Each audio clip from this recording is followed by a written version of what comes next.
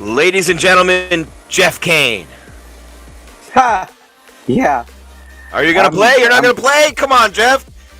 Jeff was giving us a concert for the ages. He's been in the mountains and the bedrocks and wherever he's been in Colorado listening to some of the greatest guitar players who ever lived, and he was jamming out earlier. And I'm like, come on, man, play us in. The Caniacs love you already, Jeff. Here's your chance to become a big star. We could sell T-shirts. What's the guy's name? Billy 3 Strings? You could be Jeff 10 Strings. I don't know. What are you going to be? It's your moment. But he's just Billy Strings. Just Billy Strings. And Billy Strings. He doesn't even know good. Billy and the Kid in the mountains. Well, yep. He keeps winning Grammys and awards. So the guy's that good. Yeah, he's amazing. Your videos were so good. The guitar, I was like, whoa, man, did Eddie Van Halen come back to life? He's coming down from the clouds right now. It was that good. Yeah, I mean, it was a good time out there, man, and some good music. I think here I am. I'm back in real time. I felt like I was lagging behind. Now I'm back. Yeah, crazy fight on Saturday, and then concerts on Monday and Tuesday. Got back in the morning, Thursday morning. Boom, kids. Now here we are on Saturday with the UFC sandwiched in after a big pay-per-view. The return of Miesha Tate tonight, Cupcake, and you got, Islam headlining this card, which, against opportunity Islam to win this fight and continue working his way up in the lightweight division. Jim Grieshaber, call me Grease, Jeff Cain, here on MMA Weekly. It's UFC Fight Night from the Apex in Vegas. It's an ESPN card on national TV, so a lot of people watching. I mean, I can only watch so much. I'm sorry. I was in a sports bar earlier, Jeff, when the game started. And I was like, man, I cover a real sport, guys. And I used to love the NBA. I made my bones. I started in this business covering the NBA playoffs for over a decade. The Miami Heat. Doing back in Novitz, fine Chauncey Billups and company and NBA playoffs, but more. I cannot watch any more people fly. When I watch a real sport where men actually compete and fight with one another, and I'm like, man, like how do I even go back to anything else? Because once you have that, you're watching a real sport. So on there, in the Apex, Vieira and Stoltzfus on right now, Jeremy Stevens and Gamrot on deck, and then of course Miesha Tate and Marion Hanault, and then Makhachev and Moisés as the main event. Jeff, and this is one of those cards in between the cards. Next week is Sandhagen and Dillashaw. Everybody chomping at the bit to see TJ Cheetah get back into the cage and, get back and see if he can do things legit.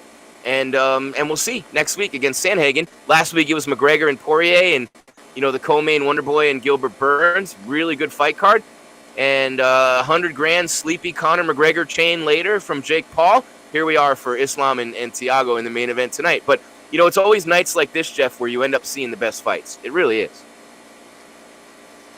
Yeah, usually you see the competitive fights, man. These guys are trying to... Can you not hear me, Jim? Where are we, guys? Well, look, these are the fight cards where people are trying to prove themselves in the organization. It helps to the matchmakers, give Sean Shelby and those guys in the UFC offices a reason to put them on a main card and to put them on a pay-per-view card. ESPN's great exposure, though. This is the big network. This isn't ESPN Plus. So this is a big opportunity for a lot of guys that a lot of people don't know, and women as well, for a lot of fighters, I should say. And yeah, man, that's what these cards are about, is showcasing unknown talent to the public and seeing which one stands out amongst the crowd.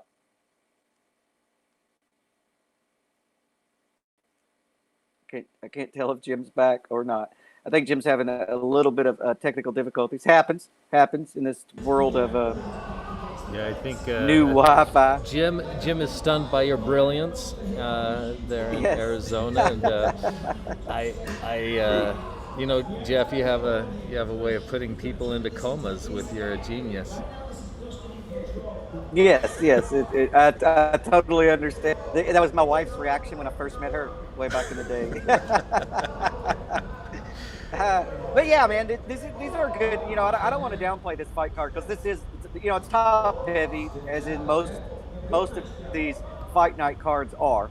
But it's mainly to use the card to build guys on the lower end of the card, the preliminary card, and then the fights leading up to the co-main and main event. So there's a lot of big opportunity for fighters on these cards. I think there's more opportunity to make a name for yourself on the cards that are shown on ESPN than the ones on pay-per-view, because just so many more eyeballs are on it, and it makes it the sports center faster, and just it's opened up to a different audience.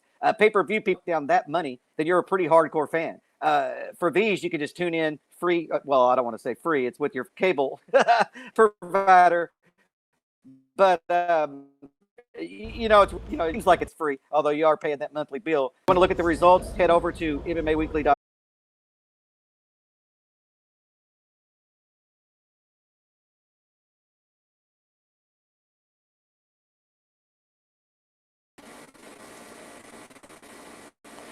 Oh, it booted me. It booted me off. Yeah. It's fine. I tried rebooting the internet on my side over here, so hopefully, in case that was it. But we were talking about seats, and from what I'm hearing, they're going to have around 150 seats next week, possibly. Like I said, possibly open for fans. And talk about an opportunity. How would that be, to be like one of 150 people, kind of an exclusive club, to be able to see a fight here at the Apex? That'd be pretty cool.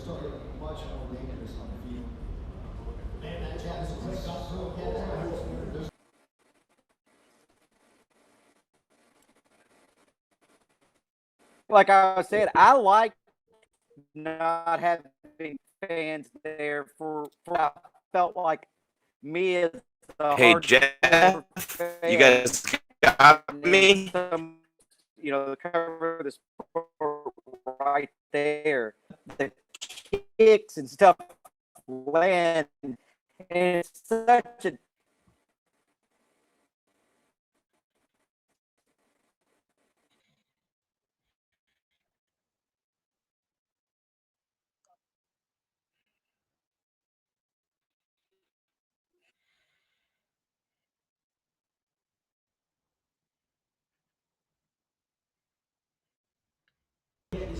Hey Jim, can you hear? Are you there?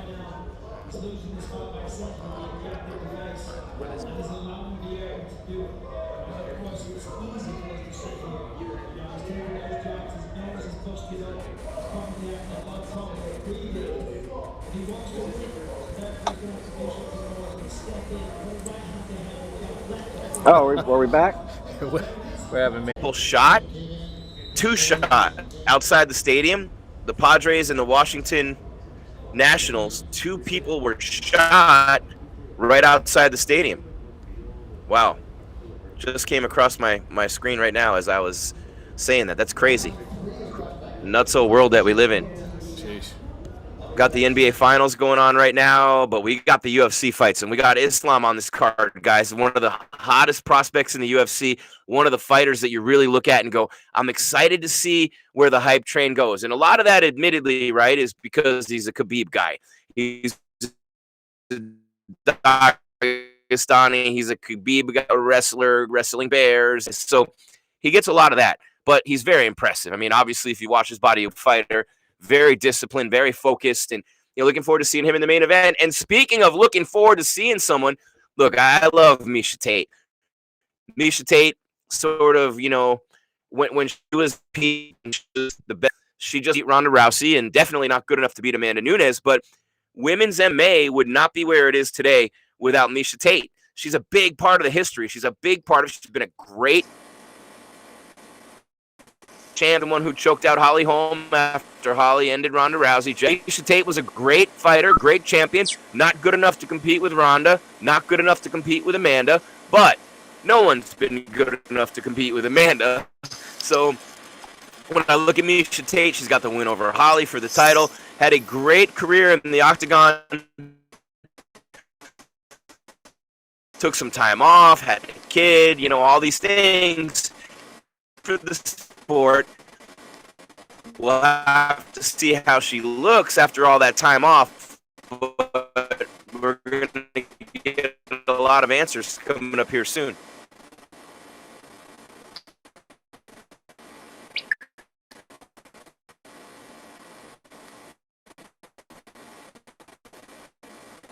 Oh, boy. Yeah, you're talking about Miesha Tate. Remember, Miesha Tate was the Strikeforce champion.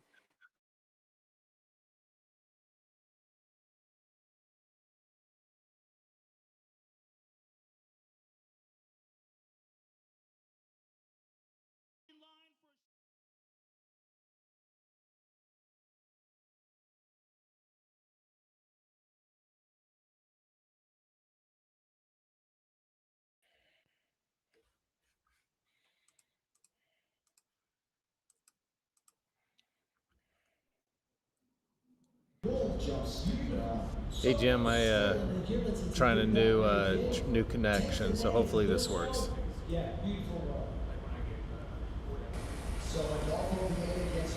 Boy, that UFC Apex internet is not fine. It's not good tonight. It's not good tonight. But like I said, it is what it is. The UFC Apex internet is notoriously, unreliable. It is what it is. We'll try to get through this the best we can.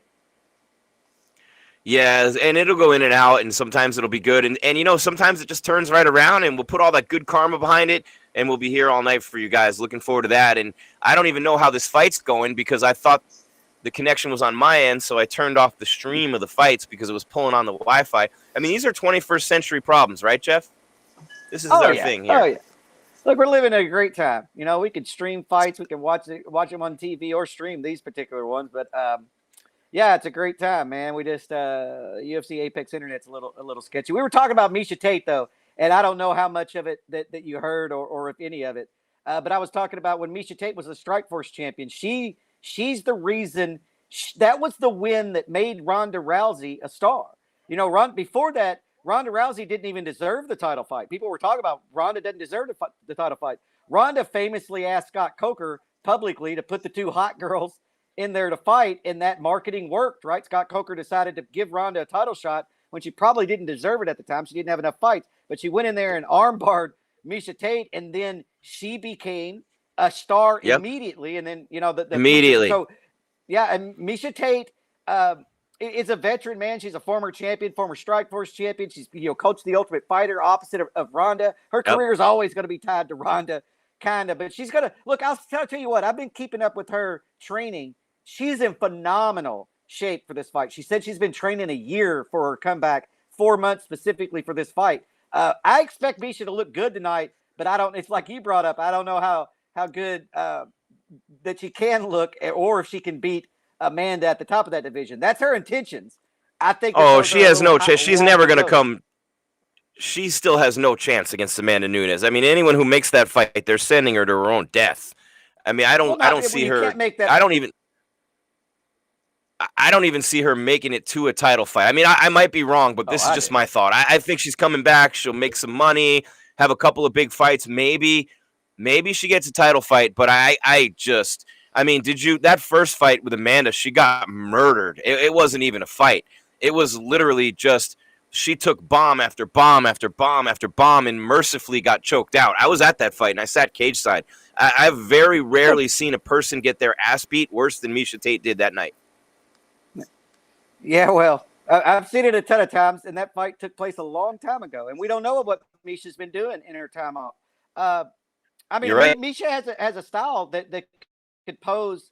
You can get into the clinch position and work Amanda along the cage. She could have success, but I don't know what new tools that she's added. I know that she's in phenomenal shape, and that last, Miesha's last couple of fights, she details that in her lead up to this. She wasn't in a good place. She was suffering from depression. She wasn't happy, and so she definitely seems reinvigorated mentally. And sometimes that's all it takes. Yeah, man, I'm not crazy. I don't think that Miesha's going to beat Amanda. I think she can get there, though. She's been there before. She matches up pretty well with most of the people in the division. We will see. We will see because, once you get up there. But Miesha has a name. She's a former champion. So really and truly, she's probably 2 wins away from being considered for a title fight, as crazy as that is, because of her name value. And she's time stamped. She has an expiration date. She's not young. This is a comeback after 5 or almost 6 years away from the octagon. This is a tall order, man. I mean, it's a tall order. But I think that Miesha will look a tall good order. tonight. I really do think she'll look good tonight. I was there on December 28th, 2013, Jeff, when she lost to Ronda by armbar in Vegas. I believe that was Weidman Silva too, right? And that was the night Anderson Silva broke his leg. And I remember as I'm watching the fighters come out, and I'm sitting cage side, and I'm no rocket scientist, admittedly, but when Miesha Tate came out and it was, I am a champion, and you're gonna hear me, and she was bouncing up and down like a little Barbie doll, and then Ronda's like, I don't give a damn about my reputation. I was like, man, this girl's gonna get the shit beat out of her. And she did. She got submitted by armbar in the 3rd round with 58 seconds left that night, but it just was, I mean, she brought that element to the sport, like very feminine, very like upbeat, such a cool person, Jeff. You just can't help but root for Miesha Tate. She's a great girl, a great fighter, and she will rip your head off. I mean, I'm not sitting here saying she's not a great fighter. I just don't think she's at the level of a championship fighter, and she doesn't have to be. She's still Miesha Tate, and she can get a lot of good fights. But I will say this, Jeff. She had Liz Carmouche, right? Sarah McMahon, Jessica Eye, and Holly Holm. She ripped off 5 in a row and to win the title before Amanda ended her, and then Raquel Pennington after that with a unanimous decision that could have gone either way. That was at the first Madison Square Garden fight card. I believe it was 205. It was 205, UFC 205. Well, when I look at Miesha Tate's career, she fought everyone who's anyone on the female side. She's fought everyone. She didn't fight Cyborg. That's about it. She fought everybody else. She fought Ronda. She fought Amanda. She fought Holly. I mean, there's the Mount Rushmore right there. She's got wins over some big-time fighters. Her and Kat Zingano, what a fight that was. She lost that one back in 2013. I remember that one. It was a war. Kat Zingano got her with elbows and knees. But Miesha Tate's been in the wars. She's been there a long time. And we're talking about a girl who made her professional debut all the way back in 2007, Jeff, and her UFC debut. And look, Strikeforce just as good at the time against Sarah Kaufman, and that was in 2009. Her UFC debut was 2013 in the Zingano fight. But that was 2 fights after she lost to Ronda by the armbar. And before that, her only loss was at Hook and Shoot, Bodog fight, way back in 2007. So it's going to be interesting to see what she has left in the tank, how good she is, coming back. But, I mean, sometimes, and you say, like, she's been gone a long time, but that can have a really positive effect on a fighter as well. You don't have to be, I mean, look, it doesn't have to mean that you're not going to be good with some cage rust, right? That time off, getting refocused, recentered, having the baby, not being in anxiety and depression anymore. You know what I mean? Sometimes that can be the best thing that's ever happened to a person, and they come back better than ever. So we'll see. I'm excited to see. I know this. The UFC is better with Miesha Tate in it than it is without her. I'll say that, and I'll sing that from the mountaintops. Much better with her in the sport than with her outside of the sport. Look, I was at Miesha Tate's fight when she got knocked out by Caitlin Young, head kicked at Hook and Shoot. Look, that's a long time ago. With Ronda, the things that people might have forgotten about that fight is that Miesha Tate took Ronda to the 3rd round. That was the longest fight in Ronda's history in her career at the time. And she fared well. She defended the armbar a couple of times early in that fight, and landed shots against. I think she even took Ronda down herself, and then Ronda ended up getting her again with an armbar. But that doesn't mean anything, like you said. I don't know. I mean, she says she's been preparing for her comeback for a year, and you can make a lot of improvements in a year. Miesha Tate, she's competed on the highest level in this sport. She's a champion in 2 different promotions, and Strikeforce before the UFC brought in the women's. Strikeforce was the women's world title. She was the world champion. Period. And so Miesha Tate could absolutely shake up this division coming back. A refocused Miesha Tate. She's not old. She's still relatively young. I would think in her career. And so it's just crazy that she's been off this long. But yeah, I mean, I think that's the biggest. I mean, she's only 34. Miesha Tate's return. Yeah, she could. Yeah, she's only 34, Jeff. A while longer. Yeah. That's what I tried to tell Henry Cejudo last time I hung out with Henry. I said, look, man, I said, you're in your prime. And Khabib, I mean, these guys walking away, Jeff, in their prime. And Miesha Tate's coming back, at 34. And 34 is not old. It's not old in the fight game. It's really not. I mean, you're in your physical prime from 28 to 32, 28 to 34. She's right in that range. Yeah, I mean, the money was quite a bit different, 5 years ago than it is today as well. And so you can have Khabib walk away, and you can have people walk away at the top of the game. And I applaud them for it, man. This is a tough sport. I wouldn't stay in it any longer than I absolutely had to. If I could make enough money to retire in this sport, or at least set myself up financially through investments or business opportunities, I'm out of the sport, man. And that's not a knock on the sport. It's just a brutal sport, man. And the brain's not meant to get, knocked around. It has long-term implications. And so I say get out that as soon as you freaking can. But we know that most people don't have the opportunity. And those opportunities are only coming now. You're only seeing people walk away now in their prime. That in the past, that was unheard of because you just simply couldn't make enough money to retire. But now things are different. And so, yeah, I'm glad that Khabib was able to get in and get out, and Cejudo get in and get out. And I think we'll probably see more do the same thing, Yeah. That's what happens when the money gets big. Guys don't have, and girls, they don't have to keep it. Like my old radio partner used to tell me, Jeff, I did a show for 3 years with a guy who played 14 years in the NFL, offensive lineman, never made huge money, but he did sign a contract late in his career for about $1 million a year, right? And I say not a lot of money, $1 million a year, but relatively speaking. But he said you get a lot smarter when you get paid. You get a lot smarter, and you don't want to take that kind of abuse and that kind of beating, which is why I have a problem with all the people bashing Conor the way they are. Does he deserve it on some levels? Of course. The things that he said, he acted like a little bitch. I think people will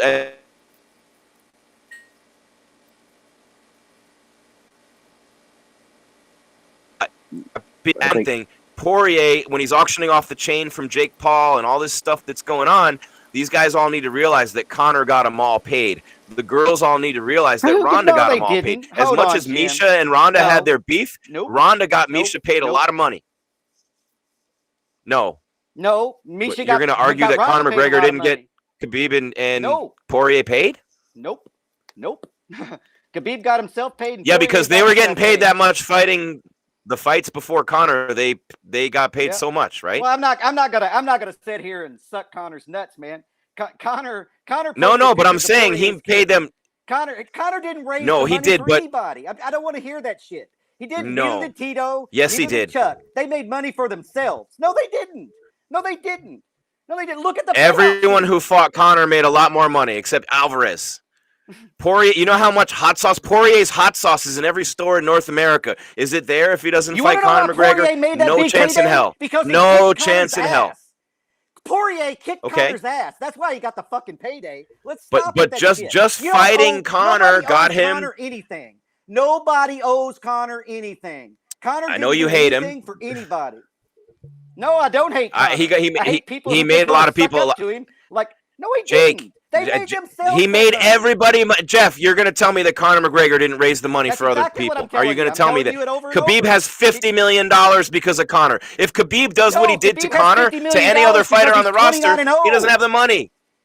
He's 29. Yeah, because the first 28 of them, or the first 27 of them paid him a real lot of money, Jeff. You might want to go back and realize that Abu Dhabi requested Khabib to be on that card. And if you don't think his ass made multiple millions of dollars for that, then man, you haven't been in this sport very long, because that's crazy. After he beat Conor. Don't insult me like that. After he beat Conor, he got that money. Come on, Jeff. Well, don't insult I know me you hate. You don't want to give him his props. It's not. No, don't tell me what I hate and what I don't hate. Don't tell me what I don't know. Fucking Conor. I don't even know. Then Conor. don't tell me I'm sucking What Conor's nuts. I'm gonna do is I'm not gonna. Yeah, because it's obvious, right? It's obvious. I mean, no, it's not. He made everybody more money. I think every person on the planet would agree that he made everyone more money who he fought. There's not one person besides you who would disagree with that. Everybody on the planet is wrong, because Poirier made that money himself. Khabib made that money himself. Okay. That's the end of that. That's the end of that. I can't have this argument with you because there's no arguing against logic. There's just not. I can't even argue this with you because logic. Everyone who fought Conor made more money because they fought him because the buys went through the roof. Because of Conor McGregor. It's just that's look, man. Like I said, pull up the fucking salaries and tell me who got paid more on the undercard. You're talking about you're trying to say that the fighters that the people are lucky to fight Conor. I'm not talking about the undercard. I'm talking about the people who fought Conor made way more money. Jeff, the people who fought Conor made way more money to fight him than they did anybody else because of the views. Because of the views, Jeff. Khabib made way more money. Go back and look at his purse in every other fight besides the Conor. How much pay-per-view revenue does Conor get on his contract? I have no idea. They don't disclose that. Yeah, I do. They don't disclose it, but they both made a lot of extra money. No. They don't disclose all the pay-per-view bonuses. Conor got 100% of the pay-per-view revenue before he got his ass kicked by Khabib, and before he got his ass kicked by Poirier, and before he went 1-3 in the lightweight division. He absolutely got 100% of the pay-per-view revenue. Nobody was making a fucking penny. Nobody, except for Conor. Nobody has their logos on the octagon. Nobody has that. That's Conor making money. That's not friggin' Poirier making money. For Poirier to make good money, he had to kick Conor's fucking ass and still got paid less. So I don't want to hear that. And he did, and he deserves less. But I'll say this: he deserves less. But I'll tell you this: yeah, okay. Because the way the business goes, Jeff. The way the business goes, if you draw the eyeballs, you make more money. You can't. I mean, even people. You can't argue that. You can't argue that. So, is Poirier's hot sauce on every shelf in North America because he fought Dan Hooker? Fuck no. Is Poirier's hot sauce on every shelf in America because he fought Eddie Alvarez and Showtime Pettis? Because he's and the Max Holloway? Champion. Hell no. Because he's the no. His hot sauce is on every shelf in North America because he fought Conor McGregor. You're going to sit here and try to tell me that Conor McGregor got paid extra money because of Aldo?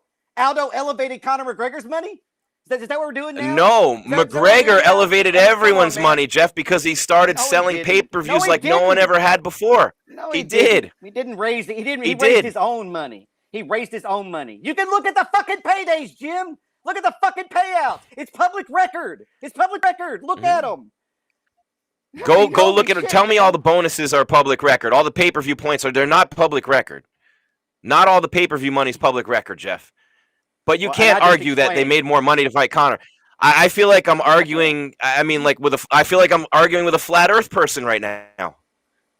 Well, that's how I feel when you start talking about Conor, Jim. I mean, like literally, you really don't think that people. I know that. I'm not asking you to drink his Kool-Aid. I'm just asking you to admit that he brings more eyes and ears, and people made more money when they fought him. That's like saying the sun's coming out tomorrow. They didn't.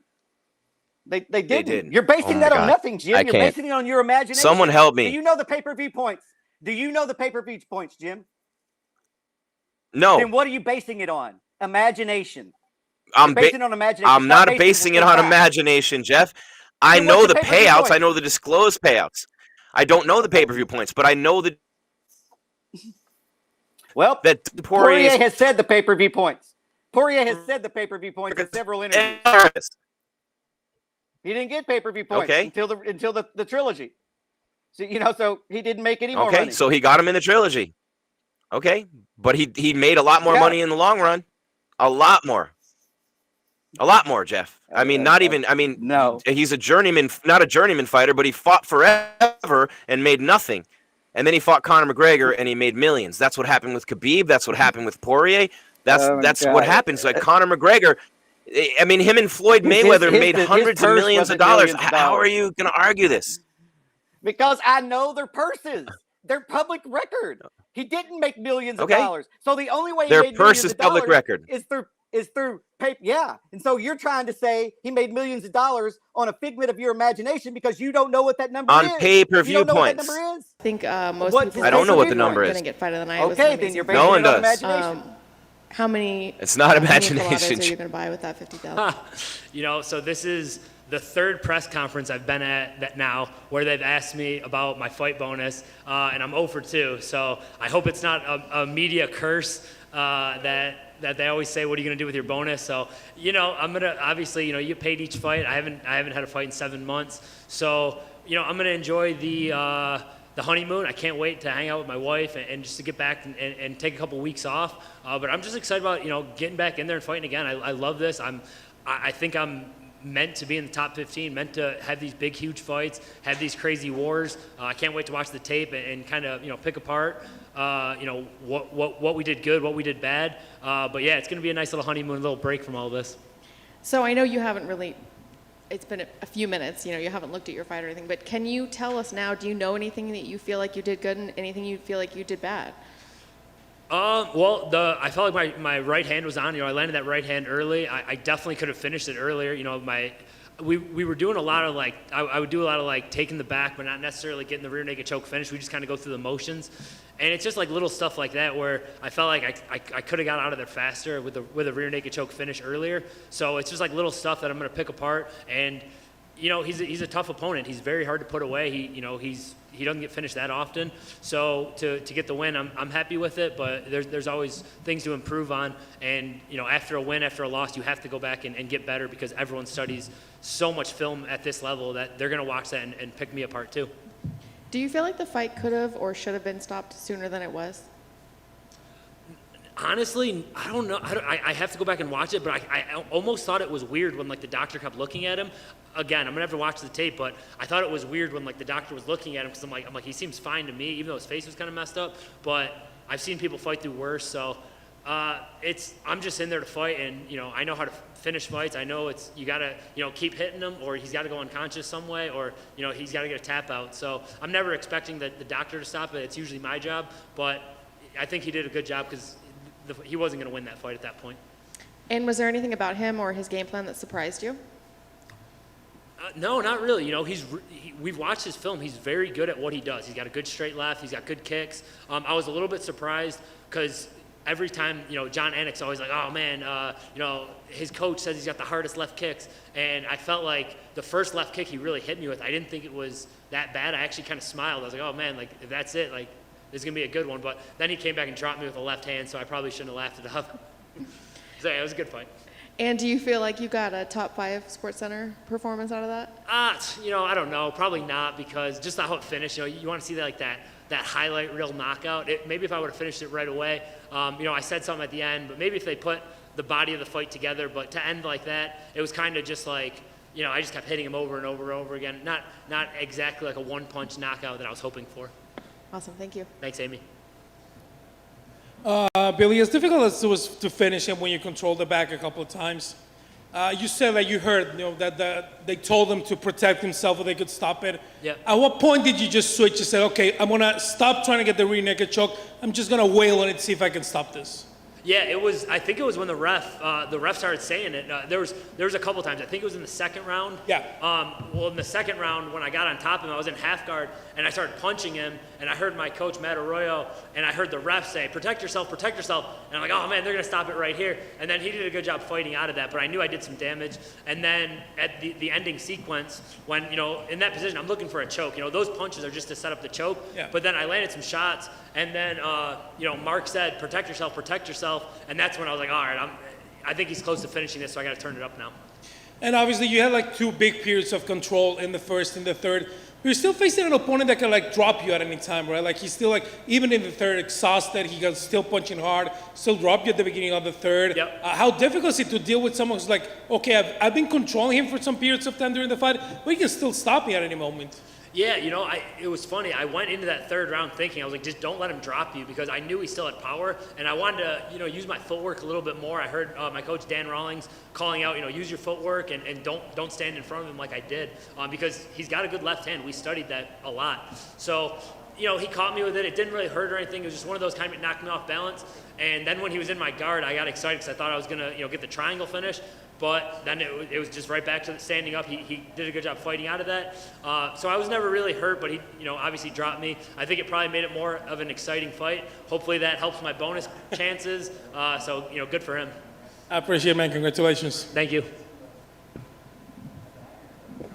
Just one quick one.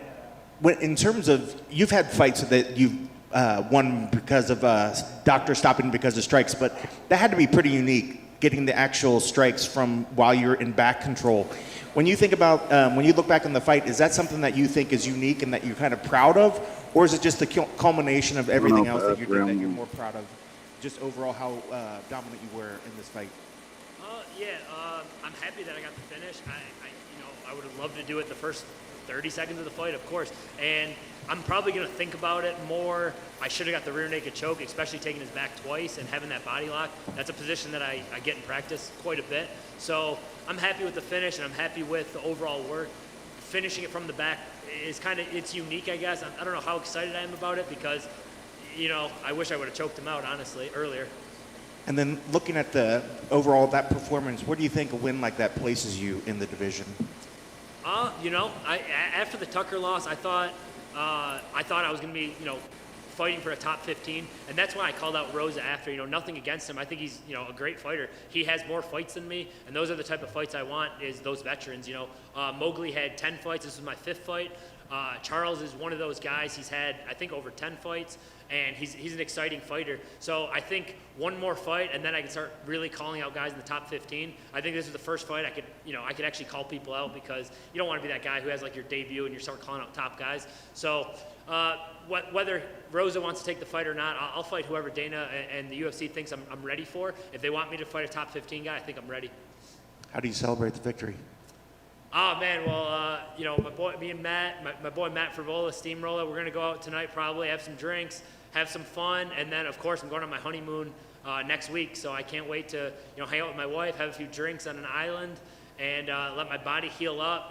Stay away from MMA for about a week, and then. I think I was muted there. All right, guys, that's Billy Quarantillo with a win over Gabriel Benitez. He's gonna go on his honeymoon. We're getting to that stage of the press conference now. He's going on his honeymoon. So we'll come back and we'll talk you through. And, Who is it? Jeremy Stevens had a lot of talking to do.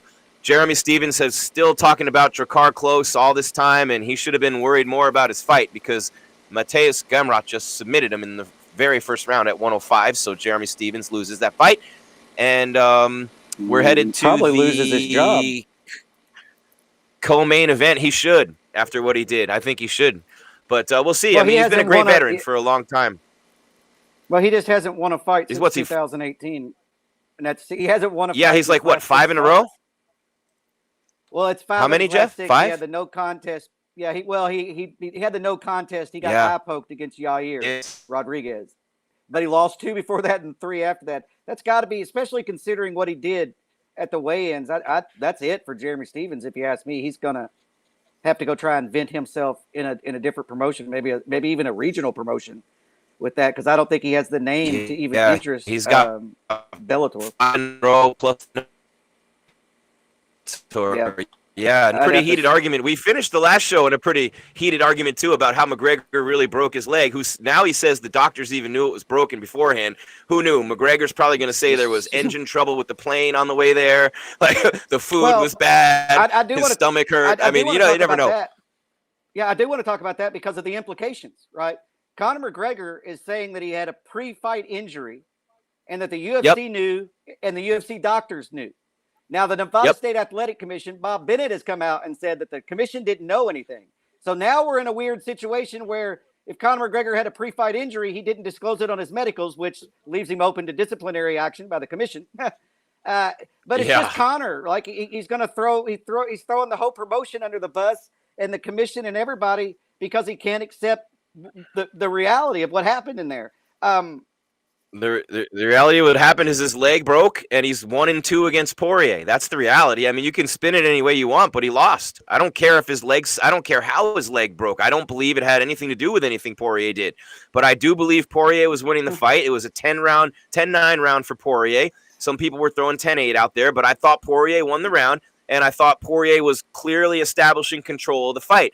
Can anything happen in round 2? Yes. Is everyone going to spin it that way so McGregor can come back and make everybody a lot more money? Probably yes, but that grace that he's established over the years, Jeff, he's number 1 on the Forbes list. I mean, that you get a lot of clout. I mean, look, so I'm going to tell you this, okay? Dustin Poirier's career earnings, okay, because I have it right in front of me. Dustin Poirier's career earnings, okay? Pull it up. $5,055,700. $2,111,000 of that came in the last 2 fights against Conor McGregor. Okay, so he fought Khabib Nurmagomedov for the title in September of 19 for $290,000 disclosed. Yep. Okay, he fought Justin Gaethje in 2018, main event on a Fox card, $240,000. Max Holloway, Poirier made $330,000. No, he only made $2 million of his career 5 because he fought Pettis again and Alvarez again and Hooker. Against Dan Hooker, Jeff, he made $370K. $370K last year in June. So Conor McGregor, he made $2 million in 2 fights, and that's not even disclosing pay-per-view. And hey, Jim, here's a secret: when you keep winning fights, your pay goes up. It's amazing. Not that much. You're fighting Conor McGregor. That's why he got paid that much. Oh, Jeff. I disagree. Corey, you're not going to put Poirier's accomplishments on fucking Conor McGregor. It's disrespectful. I'm not calling his accomplishments because he beat Conor McGregor twice. He beat him twice. Poirier earned that money by being an interim champion and being a consummate veteran and constantly in the top of the rankings. And then that's how he got that money. You know, they didn't. That's how he got the Conor fight. Yes. No, you're right. No. We're both right. You're right. 100%. I'm not arguing with you. But had he fought anyone besides Conor McGregor, he'd be at about $3.5 million career earnings. But because he fought Conor twice in a row, he's over 5. That's my point. No, Dan Hooker, Jeff, last year, 300. He was already the interim champ when he fought Hooker. It was the main event. It was the main event on a fight night. Yep. So you think he was going to get that same money? $7,000 on a fight night card without any pay-per-view points and anything. That's what the hell. So then answer me this. I mean, it's apples answer me this. Then why did But Poirier took the money fight against McGregor as opposed to the title fight against the guy who no one cares about, who's the champion. Did you hear him explain it? Yeah, he wanted the money. I wanted the money. No, you didn't hear him say it. Poirier has gone into great detail saying that he would not have got pay-per-view points fighting for the title. He got no pay-per-view points. And so he took the fight that gave him pay-per-view points. Who did he get the pay-per-view points against? Who's the guy he fought to get the pay-per-view points? What's his name? How did he get the pay-per-view points, Jim? Because he didn't in their first fight? He got no. He wasn't going to get, but he wasn't going to get him against Charles Oliveira, Jeff. That's my point. That's why he fought Conor. He wasn't going to be the main event.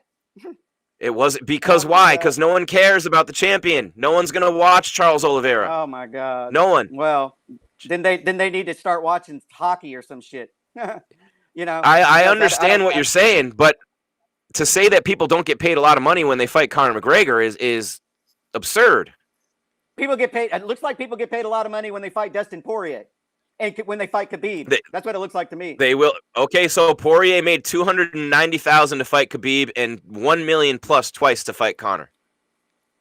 Yeah. But and he took the pay-per-view points. Yeah, Conor made $190,000. Conor made more money. I mean, let's put it the way it is. Conor got his ass kicked by Poirier, and Poirier gifted Conor a big payday. Let's sell it that way, because that's what the hell happened. So when Conor McGregor fought Cowboy Cerrone, he made a fortune, and he made the same. He could fight me and make that money, or you. He's Conor McGregor. That's the point. It's a star system. Brock Lesnar made a fortune. I saw someone in the chat say Brock Lesnar got paid. Brock Lesnar did get paid. Do you know why Brock Lesnar got paid? Because people want to watch Brock Lesnar. Do you know why Charles Yeah. Oliveira is not an attractive fight to anybody in the division who doesn't only care about the belt? Because there's no they're money scared there. they're going to get their ass kicked. And are scared. But there's so now there probably get out. That's my only point, is that Conor elevated the money for, and I understand your point. Tito made more money for himself. Chuck made more money for himself. The money doesn't get spread out across the card because Conor McGregor's on it. Let's be clear about that, so everybody's not ganging up on Jeff here. That's the truth. But my only point is that anyone who fights Conor McGregor gets paid a hell of a lot more when they fight him than when they fight anybody else. Period. Point blank. End of story. No, Conor McGregor got paid more money to fight Dustin Poirier than he would have if he fought anybody else. Like I said, I'm not going to sit here and act like Conor McGregor is doing people favors. Dustin Poirier did Conor McGregor a favor because Conor could have took a fight with somebody else and not got paid that. He got paid that because he got his ass kicked by Poirier, and people wanted to see if he could get that back. Yeah, he didn't get that back. And I don't care if people. I have no problem standing in stream by myself while people argue about shit they don't know what they're talking about. I know, Jeff. And you just got revitalized. You're in the mountains listening to Billy Strings. He's got his energy back. I love you, Jeff. This is just brothers arguing. But I'll say this.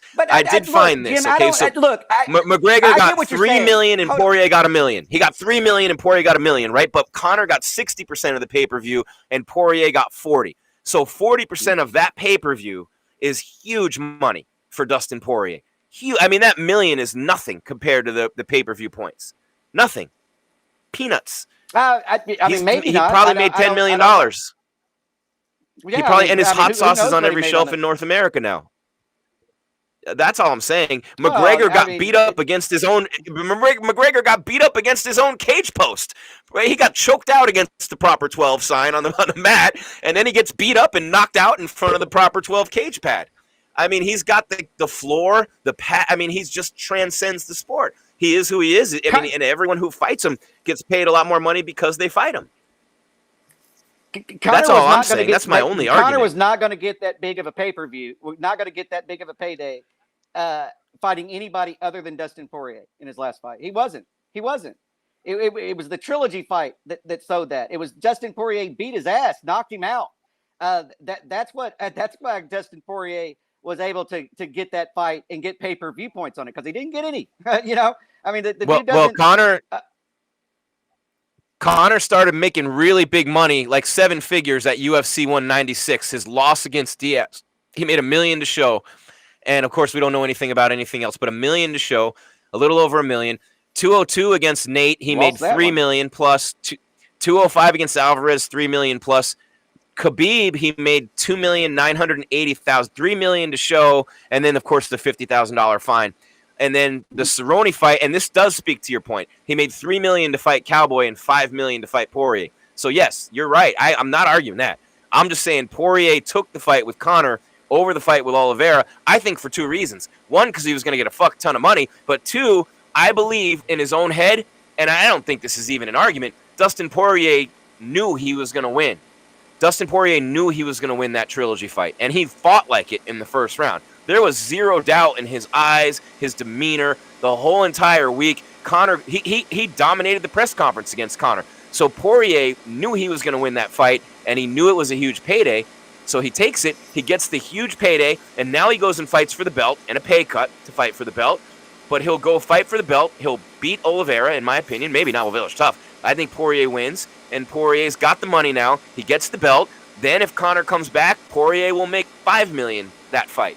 And that's all I'm saying. Khabib made a lot more money after the Conor fight. It elevates your star. And then all these people are buying your pay-per-views because you fought Conor. That's all I'm saying. It's like Tiger Woods in golf in the early 2000s. Everyone made more money because there were a lot more people watching I'm not TV. Going to. I know what I'm saying is Nate Diaz. I'm not crediting him with making Conor McGregor money. It doesn't. I don't look at it that way. I just don't. Poirier's done his own thing, and Poirier could have fought for the title and made good money. Would he have made the $3 million? Probably not. Nope. Because he wasn't going to get pay-per-view points. But there's no way Conor was going to make the amount of money that he made against Poirier in the trilogy against anyone else. That was the perfect storm for both of them to cash in. because of what happened in their two previous fights. And look, I They don't know have what the to hell's gonna win. happen. They have to take advantage of the opportunity, right? I mean, Khabib made $500,000 to beat Ray Janelle in 2018. That was the bus week. Well, he beats Ray Janelle. He makes $500. Next fight against Conor McGregor, he made $1.5 million. That's 3 times the amount he made in his previous fight. And then his next 2 fights, he made over $6 million. Now, in fairness, both of them were in Abu Dhabi, and Khabib's the star in Abu Dhabi. So I'm not going to credit Conor with that, although I will credit Conor with Khabib's worldwide fame. Huge paydays on some level, but Khabib in Abu Dhabi, being Muslim, I mean, he's the draw. He's the guy they wanted, like you said. But it's just a matter of Dustin Poirier, and I think really when we're arguing that, we're doing a disservice to Poirier in a way, because Poirier did deserve that money, and he did dominate Conor McGregor twice. Whether he broke his leg or not is almost irrelevant, because Poirier was, and anyone, Conor, Dana, anyone can sit here and say, hey, Conor would have come out different fight in the second round. That's true, and we've seen that happen a million times, where one guy's dominating a fight, the other guy comes back and wins. It happens all the time. It happens in the middle of a round, right? So as we're looking at that fight, anything could have happened, but Poirier clearly was establishing complete control of that fight. Conor did hit him a couple times. He was always dangerous and could always knock him out, but Poirier withstood some big shots from Conor in both fights and was able to assert himself and dominate. I would never argue that. What I did argue, and what I'll always argue, is no one knows how the break occurred. It wasn't from a checked kick. I can tell you that. Or I don't know. It could have been, but we don't know. We don't know. I think it was because Poirier points at it, and Conor wasn't the same. And then Conor also, you mentioned that we were covering that fight. Conor's throwing a lot of kicks. And Conor injured his leg in that fight, and his leg ended up breaking. And he threw kicks in that crazy exchange before he stepped back on it. But I don't. It doesn't matter now. I mean, Conor couldn't come out in the second round, so he lost the fight, and he got himself injured in a fight against Poirier. So Poirier did win that. Weidman did beat Anderson Silva. Uriah Hall did beat Chris Weidman. Tyrone Spong did lose in the kickboxing. So and Poirier was dominating that fight. In fact, I'll go so far as to say that the leg break benefited McGregor, benefited him. Because our last memory is McGregor sitting up against the fence with his leg broken instead of him face down on the canvas in the second round. And so he gets a bye now. Now everybody's got the built-in excuse. Well, had his leg not broke, he would have miraculously come back from adversity, which he's never been able to do in his career, but he was going to do it on that night. Poirier has his number. Poirier's the better fighter than Conor. He was the first time, newsflash. He just didn't put it together. But I mean, I talk about Conor because everybody wants to talk about Conor. And he's a different beast, Jeff, at 55. Poirier at 55 is a completely – he's a monster. And Conor doesn't have the power that he does at 55. I mean, he hit but he hit Alvarez with so many shots before he could finish him. And Poirier just kind of walks through those big shots when he gets hit with them. But Conor doesn't have the power at 55 that he did at 145. That's not a knock on Conor. But I even look at 45, and I look at Ortega and Volko. Do you see Conor beating Volkanovski or Ortega? I don't. Conor and Max would be a hell of a fight. I'd have to give Max the edge in the rematch. But I can see Ortega and Volkanovski? I'll say this. I think Ortega's his best chance because you can make Ortega turn the fight into a brawl, which I don't know if Ortega could beat Conor in a brawl. But if Ortega stays technical, then yeah, man, I like all three of those guys' chances against Conor. Look, I mean, Conor's a big puncher. He's a knockout artist. That's what he does. He's not going to take you down. He's not going to submit you. He's not going to out-grapple you. He's probably not going to, score a head kick knockout. He's a left-hand artist. That's what he is. There are better fighters than Conor McGregor. It's just that they weren't able to overcome his knockout power. Poirier was able to overcome and his kickboxing didn't look that crisp. His kickboxing didn't look that crisp in this last fight. I thought he would come out and be a lot quicker and a lot more agile. And I'm not here to rip on Conor. Look, the whole world's doing that. Jake Paul made the sleepy Conor chain. I'd probably sue him if I were Conor. But I mean, it is what it is. And Poirier's gonna auction it off, which I don't agree with that. I don't agree with Poirier auctioning off the sleepy Conor chain at all. I just don't think it's good. I don't think it's right. But I mean, I'm not saying Conor doesn't deserve it. I mean, when you're going to talk that kind of talk and you're going to do and say the things he does and says and bring people's family into it and call your wife your husband and say your wife slid in my DMs. The coolest thing of the whole night was Poirier's wife flipping Conor off in the cage. I know. He took it too far. Jim, you and I are both fathers, right? We're both fathers. And Conor posted a picture of Poirier's child and then took it down and insulted his small child. Like, this isn't a 20-year-old child. This is a little bitty kid. And that shit just, it's unacceptable. No, no good. It's unacceptable for anybody. And so I can't do that with Conor. I can't. It's hard for me to even I agree with you. Somebody that does that. I don't know about the chain, in a sport based on respect. Right. Yeah, Conor probably owns the rights to his image, and if he does it, the UFC does. And so, yes, they could sue over that damn chain for sure. I mean, I'm talking about slander or whatever, something along those lines. Defamation. Well, but I'm fine with Poirier auctioning it off. He doesn't want to keep it, and so it's to him, it's just the auction it off and do good with the charity and get that chain away. That's Jake Paul seeking attention. It's Jake Paul being Jake Paul. I love Jake Paul for that. He came to the UFC fight in that chain. And the crazy thing is that now Jake Paul's saying, hey, I'll fight you for 24 cents or whatever it was. The offer's withdrawn. Even Jake Paul's pulling his offer. The whole world is against Conor McGregor right now, minus the army of his fans. It's pretty crazy when you think about it. But he's the one who invites this upon himself. And it's hard to defend him. It is. Just like it's hard to defend Miesha Tate takedown, but Canal just did. Yeah, I don't like fair weather fans. You know what I mean? I mean, if you're a Conor McGregor fan, stick by the guy. You don't have to condone the shit that he does outside of the ring for sure. None of us should, but if you know what I mean? I don't. I mean, I'm not the biggest Conor fan. I don't hate Conor, but you have mixed feelings about Conor because he's so talented and he's so a genius at marketing. But he's such a friggin' idiot in some of the things that he does, and he bullies people, and that bothers me. And then what he did with Khabib and the religion, and he talked about his wife wearing. I don't even remember what he said. I mean, I think he said curtains, but don't quote me on that. That's just so disrespectful and so over the line that it's hard to like a guy when he does that. Because Conor doesn't need to do that. That's what makes me most upset about that is he don't need to do that to market a fight, and you don't need to do that to win a fight. And so I felt like he went overboard with Khabib and overboard with Poirier. But I'll say one thing. Those are the two times that he did it in his career. And I think when Conor does that, he's intimidated. He didn't do it in the first match with Poirier. He did it in the second. He didn't do it in other fights that he had, but he does it. He did it with Khabib because I feel like, well, I'll take that back. He completely friggin' taunted Aldo for months and months and months, man. I'm surprised Aldo just didn't shoot him. But yeah, that was, it's part of his plan. He pisses you off so bad that you go out there and try to kill him, and then he beats you. Poirier didn't do that. Poirier's at a different place than he was when they first fought. But he takes it over the line, man. He takes it over the line to the point where he even has like wannabe media members in the audience in pink jackets calling him out just to get attention and taking shots at him. And Conor's got the world ganging up on him right now. But, Miesha Tate got the takedown against Renault, Jeff. We hit the end of round one real quick. I just want to update everybody. Miesha Tate punched her way into a takedown, and she's going to end round one in top control of Renault. Miesha Tate wins round one. Yeah.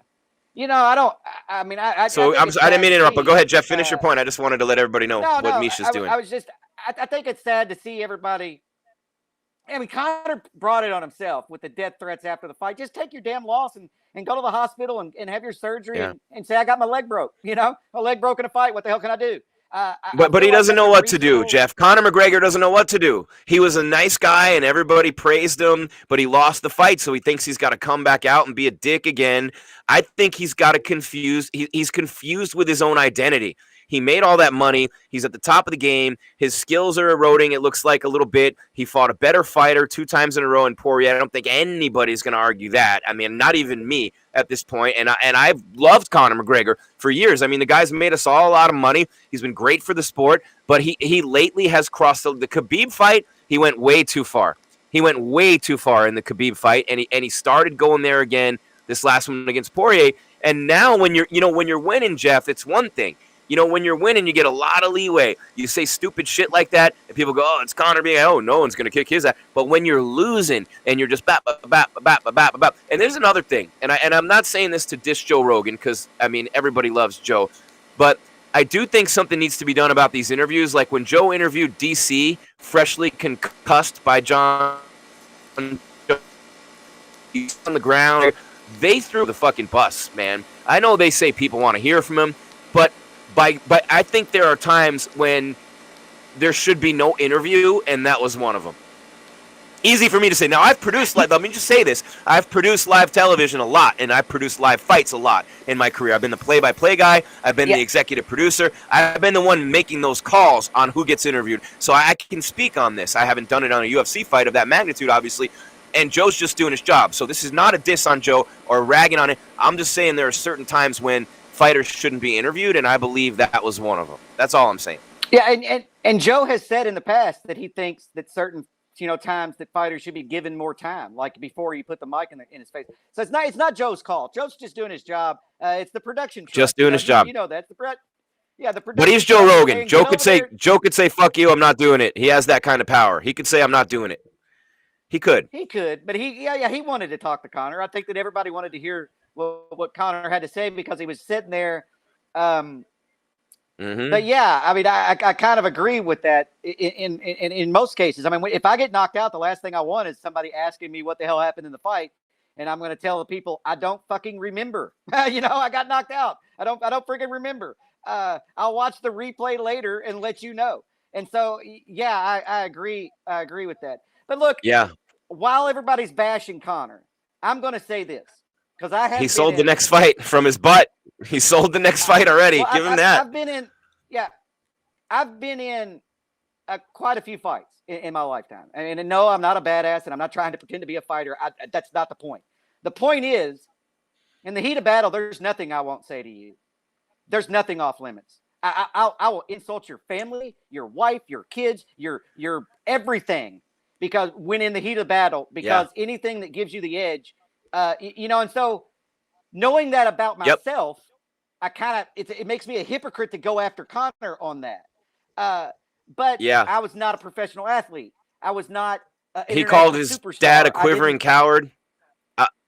He called Abdulmanap a quivering coward. He insulted his religion. We know all that. I mean, but you're right. I mean, in the heat of battle, it's one thing, but there's got to be some line you don't cross, like the wife thing. Well, yeah, religion, I'm talking about in the father. Fight. Yeah, I'm talking. Yeah. And I'm talking about in the fight. Like the lead up is different, right? I mean, like I said, I was never a professional fighter. I'm certainly not an international superstar. I don't carry the weight of a promotion behind me, and a brand and of whiskey and just the bigger brand, Mac Life and everything that he has. And so for him to be doing that, knowing the position that he's in, is just insane. To me. Yeah, I'm talking about in the heat of battle. Like inside the octagon. I mean, when punches are flying, dude, there's absolutely nothing I won't say to you. But so it would make me a hypocrite kind of to do that. I just don't think Conor needs to do that, and it is off limits. It's unprofessional in professional sports. It's just unprofessional. It's uncalled for. And in a street fight, do whatever the hell you want to. And I'm not comparing myself to anything like that. So don't send me emails and all that. Right. I was just trying to say I know that about myself. About myself, that I know that in the heat of battle, there is nothing off limits. There are no rules. You're literally fighting for your life, and fuck you and everything about you. You know what I mean? Everything about until it's over, and then you bow and you be respectful. But Conor didn't do that again.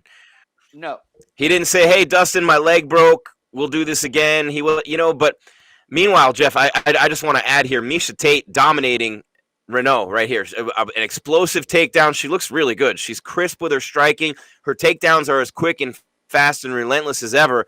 2 rounds, 2 takedowns, top control for a couple of minutes here in round 2 for Miesha Tate, and blood pouring out of the nose of Renault. So Miesha Tate doesn't look like she missed a beat with all that time off. Not one skip of a beat.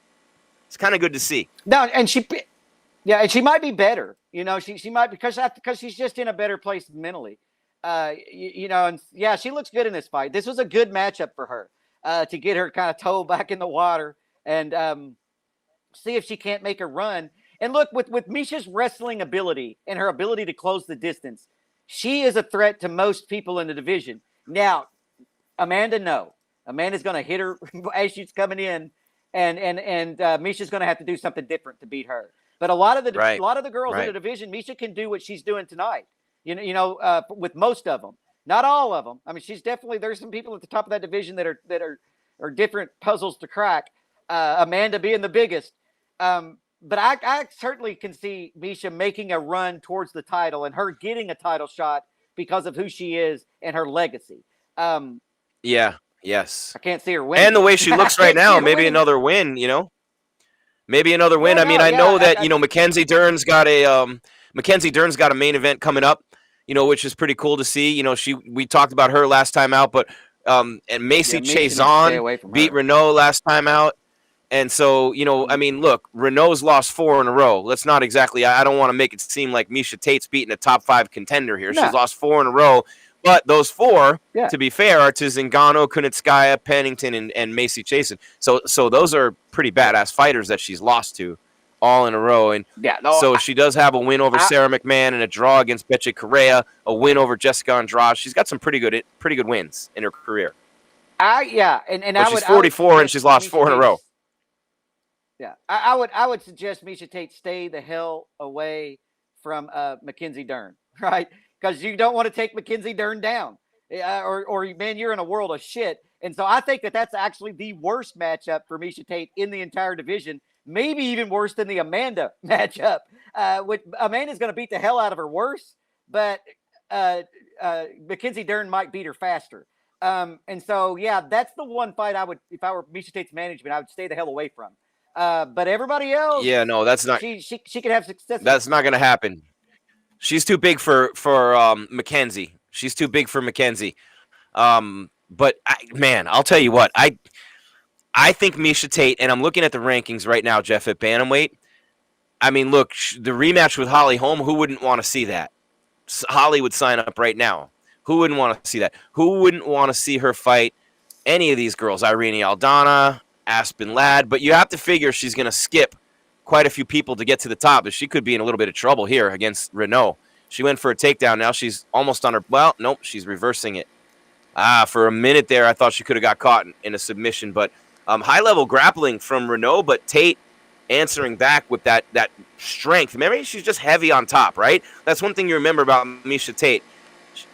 She's heavy on top, and that's something that is really cool to see. Yeah, she's going to get a stoppage right here. She's going to get a stop. You're going to see an emotional Miesha Tate right here. TKO stoppage by Cupcake.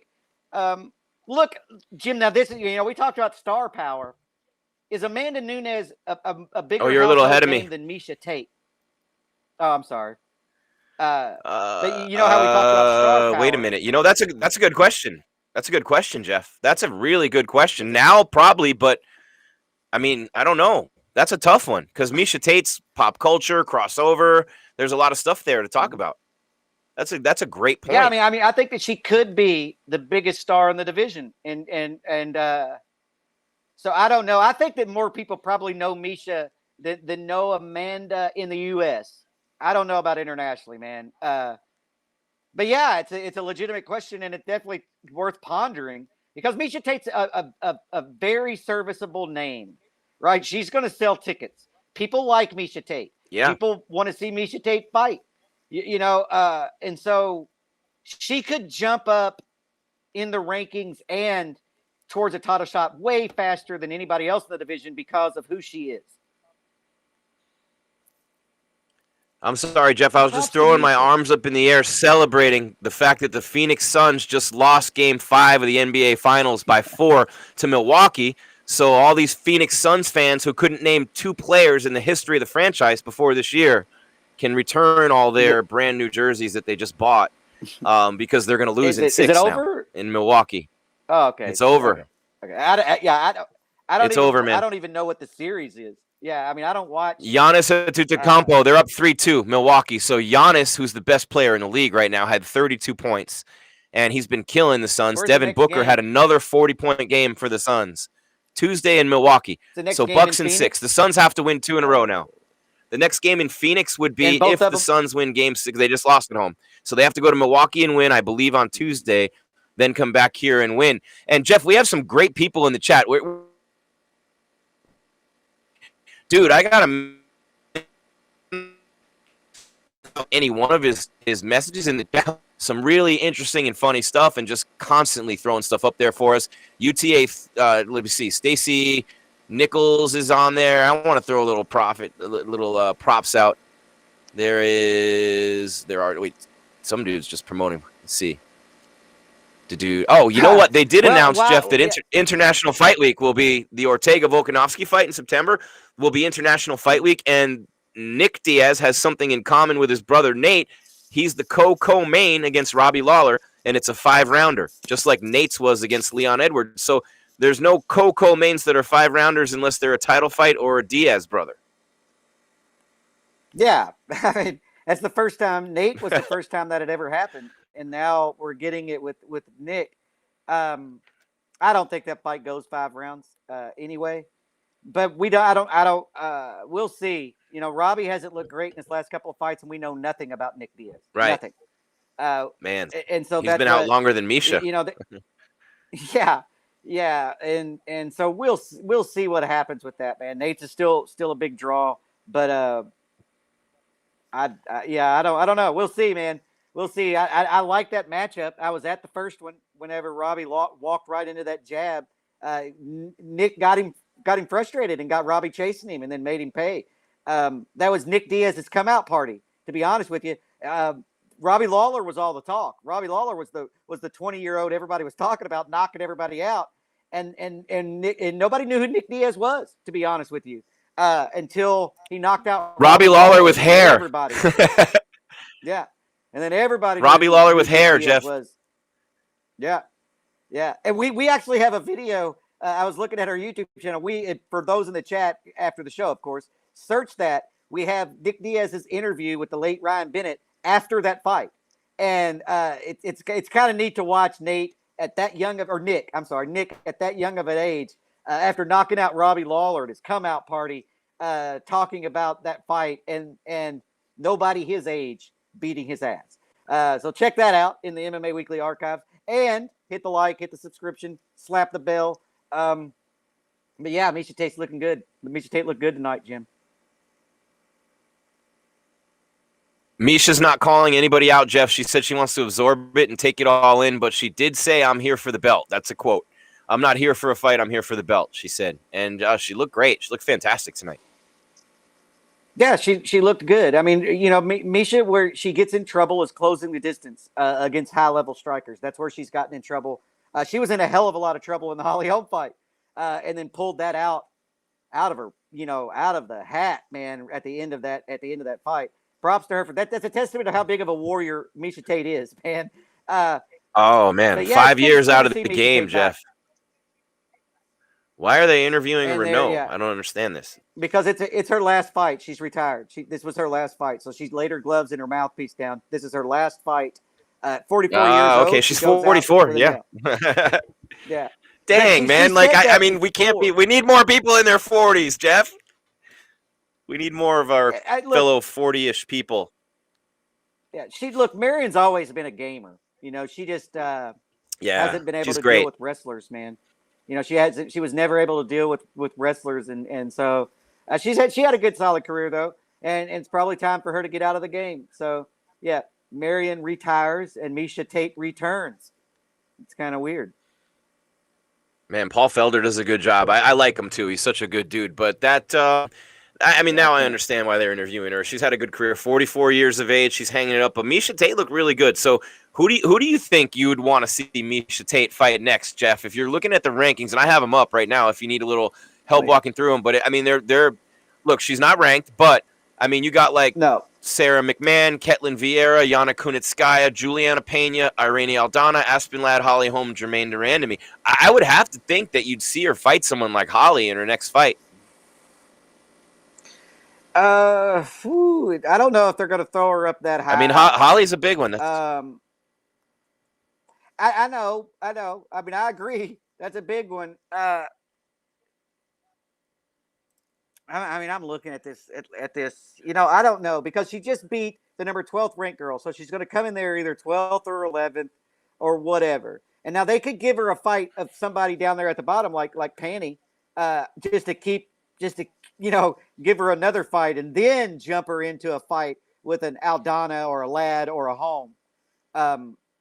It just depends on what they want to do with her, man. I would move Miesha along kind of slowly, or not slowly, but I would get her one more fight. Maybe the Sarah McMahon. But doesn't she hold a win over Sarah McMahon? I have to look that up. Yeah, she holds a win over Sarah McMahon, and so yeah, yeah, Sarah she does. Would want she that does. rematch. Yep. Yeah. So that would be a good one. That gives her the number 8th ranked person. And then with Miesha Tate's name, she's liable to be ranked 7th or possibly even 6th after that win. And then it just comes down to what, what's going on at the top of that division. I don't know who Amanda's fighting next or what without looking it up. But it'd be pretty cool to see Amanda. No, Amanda's got a fight coming up. I'll hit on that in a minute, but it would be pretty cool to see Miesha come back and fight because Amanda's title run began with Miesha Tate.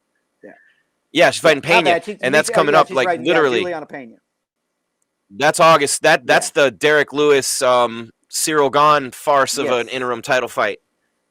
August 7th. Yeah, UFC 266 there at T-Mobile Arena in Las Vegas. You can't go to Houston and not have a great main event. Yep, Derrick Lewis. 66, yes. But that's Valentina. 265 is Amanda. You're right. Houston with Derrick Lewis. That's why it's an interim title fight. It's Houston. You nailed it last time, Jeff. You're right. It's because Derrick Lewis is from Houston, and they want a 5-round title fight as the main event, and it has to be a title fight. It has to be to knock Amanda to the co-main. It had to be. There's no way. Yeah. You couldn't do it and justify it any other way. Yeah, I had a conversation with somebody the other day, and they brought up an interesting point about is Derrick Lewis a bigger star than Amanda Nunes? And I don't know the answer to that. I don't, in Houston, he is. Yeah, well, he definitely in Houston he is, and they owe because of that. Yeah, but I mean, I thought it was an interesting question because we do like that knockout artist. We like that guy. And Derrick Lewis has that appeal. He took off his shorts because his balls were hot. He always has a good one-liner. And so I didn't know. I was like, I don't know how to answer that. He might be a bigger star than Amanda Nunes, which is crazy because Amanda is way better of a fighter than Derrick Lewis will ever be.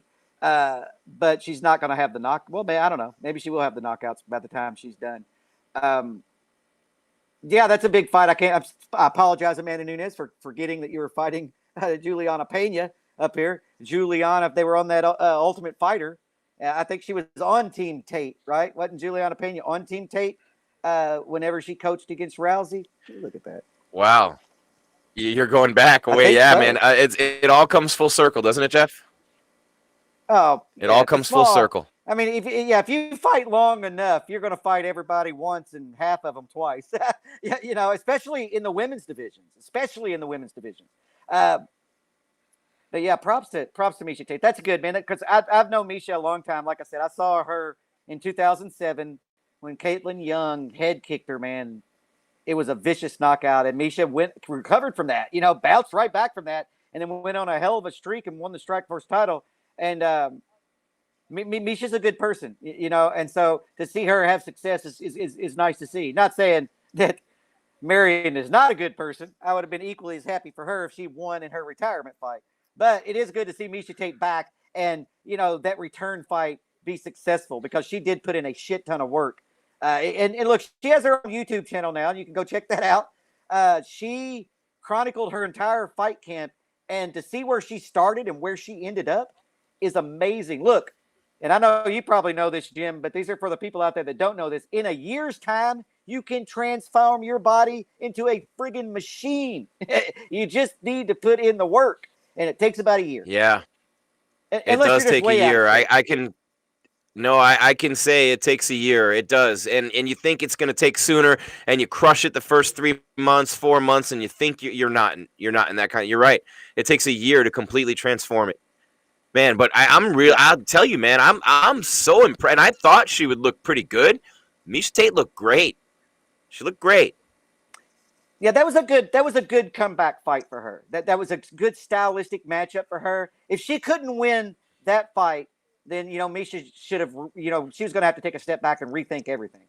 But she won that fight, so now she's got the one under her belt, and now we're going to see, because Miesha, she's the co-main event tonight. She hasn't fought in 5 years. She's the co-main event. And that's a testament to her name value. And a lot of this show has been about name value, and Miesha Tate is one of those people. You can't talk about Ronda Rousey without talking about Miesha Tate, or you can't talk about Miesha Tate without talking about Ronda Rousey. She had an era there that Ronda completely ended, but Miesha had an era, and now she's coming back. She did. And she's got big fights for her. She was the face of women's MMA for a point in time. She was the face of women's MMA, right? I mean, yeah. Right after Gina Carano, it was the biggest name. Yep. Yeah. Yep. And Cyborg was never in the UFC at that time. And Cyborg didn't carry the marketability that Miesha Tate did. Right. It's like he brought up earlier. And Miesha was in Strikeforce. Yeah. Yep. But Miesha's like I said, she's a good spokesperson for any product. There's no controversies with Miesha Tate. She comes out, she fights hard, she's tough as nails, and looks good on a poster. There's no downside to Miesha Tate, and she was the face of women's mixed martial arts for a minute until Ronda came along. Ronda, she kind of sold Ronda to the public whenever she got armbarred by her, and Miesha Tate's legacy. I'll never forget Ronda's face when Miesha walked out, when Kat Zingano blew her knee out on The Ultimate Fighter, and they didn't tell Ronda, and then here comes walking in Miesha Tate, and Ronda just immediately turns around and walks right into Dana's office and was like, "What the hell's going on?" Yeah, they hate each other, Jim. They hate each other. Which is a shame. It's not good. And they hate each other. Ronda's got a lot of people she doesn't like. Yeah, maybe one day they won't. Who knows? Yeah, I don't understand that, because there was never like a crazy rivalry. Other than in Strikeforce, Miesha said, "I don't think Ronda deserves the title." I don't think Ronda deserved the title fight. She got it anyway, and then she won it. So it doesn't matter whether she deserved it. She won the damn fight when she got it. She won it, whether you deserve it or not. Yep. Yeah. There were a lot of people saying Chael didn't deserve the title fight against Silva till he almost beat him. Yeah, and he didn't. Chael talked it. Chael. Goddamn Chael, man. Chael talked himself into so many big fights. Chael's a perfect example of results don't really matter. He's still talking his way into things. We were talking about Conor. Yeah, we were talking about Conor and Poirier earlier. Conor's ranked 7th, I think, right now. I think when the rankings came out. When he comes back in a year or whenever he's able to, he's going to come back. It's just going to be at least 8 months and could be as much as 14 or 16, depending on how everything goes. He is likely to get another shot at Poirier, and Poirier's likely to be the champion at the time. And so, and he's going to be coming off of 2 losses. And that's all about name value. And he's going to be able to talk himself, because look, nobody talks better than Conor McGregor when he's on his game. He's slipped a little bit lately. But if there's someone who rivals Conor McGregor in smack talk, it's certainly Chael Sonnen. And so Conor's going to be able to get big fights when he comes back at least once. At least one. Did you read what Khabib said about it? Khabib said that there's only 2 fights left for Conor: a rematch with Poirier, or the 4th fight with Poirier, and the trilogy with Diaz. And he said he doesn't think he wins either one of them. And I was like, "Damn, Khabib." Yeah. I think Conor. Yeah, Khabib's been a little harsh Diaz lately. Yeah, I think Conor could beat Diaz. Yeah. It's just when you knock him down, you don't let him, because Conor's going to knock Diaz down. Diaz gets knocked down almost every fight. It's kind of how he deals with hard punches. Instead of like going with them, he just falls back and then dares you to come to the ground. Khabib is wearing the Crypto.com shirt. You never know. There's going to be some rumors now. No, he's coaching Islam Makhachev. Here he comes. 2nd longest active win streak in UFC lightweight division with 7. He's a beast of a wrestler. And look, his last time out, Jeff, and we were wondering, how he would look. Drew Dober's not an easy opponent, but he won that fight easily, submitted him in the 3rd round, Drew Dober, and he should have won that fight. Hasn't really fought anybody, super talented or at the top of the division. You know, and I'm not saying that tonight's going to change that all that much. It's just another fight for him, at least as far as the UFC is concerned, on the way up. And Thiago Moisés is number 14. Islam's number 9. So he's fighting down in the rankings because no one above him in the rankings wants to fight him. A lot of the guys are busy, and a lot of the other ones are. I mean, who's going to fight him at number 9 and risk that when you're trying to move up and fight people above? Like Dominic Cruz said to Sean O'Malley, hey, I'm fighting up. If you're trying to fight up, I'm trying to fight up too. So that's a tough go of it to try to get someone to take that fight. And Jeff, real quick, before we hit the main event, I got to run to the men's room. I can't hold this anymore. I'm dying at 49 over here. You're fine. I'll be right back. Yeah. And I mean, for Islam, this is this is a fight he should win. And that's why he's headlining this fight card. And look, he's an incredibly talented guy. You know, he's got the longest winning streak, like Jim was saying, and everybody who watches him fight thinks that he's the next thing. Like I don't know if they think he's a champion, but they think he's the next guy to make a legitimate run at the title. That's not already up there and hasn't already had the chance. You know, he's the new blood, and I agree with that. And we'll see what happens after this. This fight is going to move him up a little bit in the rankings to the point where he can get a top 5 opponent in his next fight. And then after that, it's game on. It's game on. It's the top of the division. It's title fights. It's number 1 contender fights. It's, title eliminators. And so this is the one he has to get. But yeah, it's neat to see Khabib, change the role from being, one of the greatest lightweights to being a coach, potentially a future lightweight great. But yeah, this is what we all came for. Like I said, I think that that a lot of people were more interested in the Miesha Tate fight than the main event. And then hardcore fans are really interested in this main event because Islam is, a lot of people feels like the future of the division. And I don't disagree with that. I just need him to beat people higher ranked than him. And he just hasn't had the opportunity to. He should get a win tonight, in my opinion. And then his next fight, he's going to get somebody higher up in the rankings considerably. And then that's where we're going to know really and truly where Islam stands. But getting back to Miesha Tate, man, that was huge for Miesha to win tonight. Miesha is good for that division. And then when you take a step back and realize that Amanda has beat everybody in the division, she's cleared it out. There's nobody left for her. And then here's a former champion, somebody that she's beaten before. And if Miesha can put together 2 or 3 wins, then that's a fight that you got to make because it's going to be your biggest grossing fight. Although I don't like Miesha's chances in that fight, that doesn't matter. At all. It's, as Jim has brought up, it definitely is about name value. Name value will get you further along than wins most of the time. And like Nate Diaz proves that, Conor proves that. There's a ton of people that have proven that. Chael Sonnen, even Liddell later in his career when he started losing, he was still bringing in crowds. And Miesha, I think, is going to be able to do that as well. But yeah, this main event, man, it's the Islam. I don't want to say coming out party because he's not a secret anymore, Jim. But I think that this is kind of a transition win where if he wins this fight, he's going to get somebody pretty highly ranked in his next one, and then it's game on. No, you're right, and he's got Javier Mendez. Sorry, Jeff. I'm sorry about that, man. You're right. He's got Javier Mendez, and he's got Khabib in his corner. And minus the southpaw stance, Jeff, it's almost like you're watching Khabib in there. Very, very similar movements and styles with the way that he fights. And why not? Khabib coaches him, and Javier Mendez too. But he's a very similar style to Khabib. His head movement, his striking, the way he throws that jab out there, it's very similar to the Eagle, Khabib. And why not? I mean, hey, if you can emulate a guy like that and you have a similar skill set, you're very well served to do it, right? Very well served to do it, especially when you're a very similar fighter. Yeah, and look, he trains with Khabib all the time, and so he's, he gets to see that, and so you just start, hell, if it works, you start putting it into your arsenal.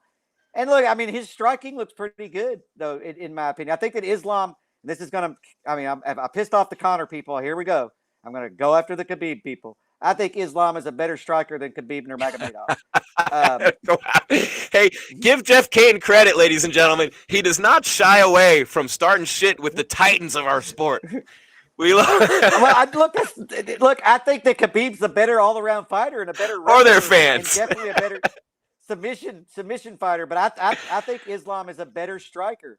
But like I said, that's open for debate. That's subjective. I mean, we'd have to pull out numbers and all kinds of shit to fucking do that argument. I don't want to do that argument. But I feel like he looks better on his feet. He's more fluid. He looks more comfortable than Khabib, because we've seen Khabib get hit, in a few fights and worried me a little bit in one of them, and I don't even remember which one it was, but I felt like Khabib was hurt and on the verge of being severely hurt, and then he was able to become the eagle and get a takedown and just beat the living shit out of somebody like he does. I don't see Islam getting in a hell of a lot of trouble on his feet, and that makes him a very, very dangerous man. Because we know his wrestling is world class. His grappling is going to be world class, and so I'm not trying to piss Khabib fans off. I just think Islam's a better striker. He's looking like it right now, throwing a nice knee at Moisés, and Moisés is a pretty good fighter in his own right. I mean, you think of Thiago. I mean, he's got wins over Michael Johnson, Bobby Green, and Alex Hernandez back to back, coming off 2 losses in 3 fights. But he lost to Dariush, and that was way back in 2018, and nobody knew at the time. In fact, that might have been, was that the fight that started Dariush's win streak? It was. Yeah, he's got 1, 2, 3, 4, 5, 6, 7 in a row. The first one was against Thiago Moisés. So that was the start of Dariush's win streak. Then he got a win against Kurt Holobaugh, and then Damir Ismagulov beat him by unanimous decision. Then the 3 wins in a row over Johnson, Green, and Alex Hernandez, who, people have been beating him, and a lot of people thought he was going to be a real big thing. But Islam now is pinning Moisés up against the cage, and the way Khabib does it, you're looking at him now and you're thinking, okay, he's going to suffocate him, he's going to take him down, boom, there goes the takedown, and slowly squeeze the life out of Moisés. And that's what his camp teaches him to do. And it's fun because it's AKA, American Kickboxing Academy, so they're going to have elite striking for these wrestlers, and it's the perfect gym for him to be in, with Javier Mendez and the gym that made Khabib a champ, and DC and Cain going in there as wrestlers and becoming elite strikers and world champions in that gym. And Islam's the next one. They say he's as good as Khabib. They say he might even be better. Khabib doesn't agree, of course, but I mean, I'll tell you what, man, he's in dominating position. He's got 30 seconds left in the round. He's working the elbows, he's throwing punches. He's just starting to wear the life out of Moisés. Yeah. Well, look, I think he's a better striker than Khabib, but that can also get him in trouble because he might stand out there and strike with somebody that Khabib would just double leg.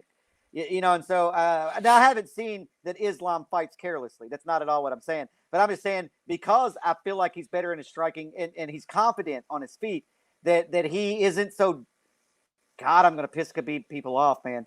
He's not as desperate to get the fight to the ground. And I'm not saying that Khabib's friggin' desperate. I'm just saying that's Khabib's MO, right?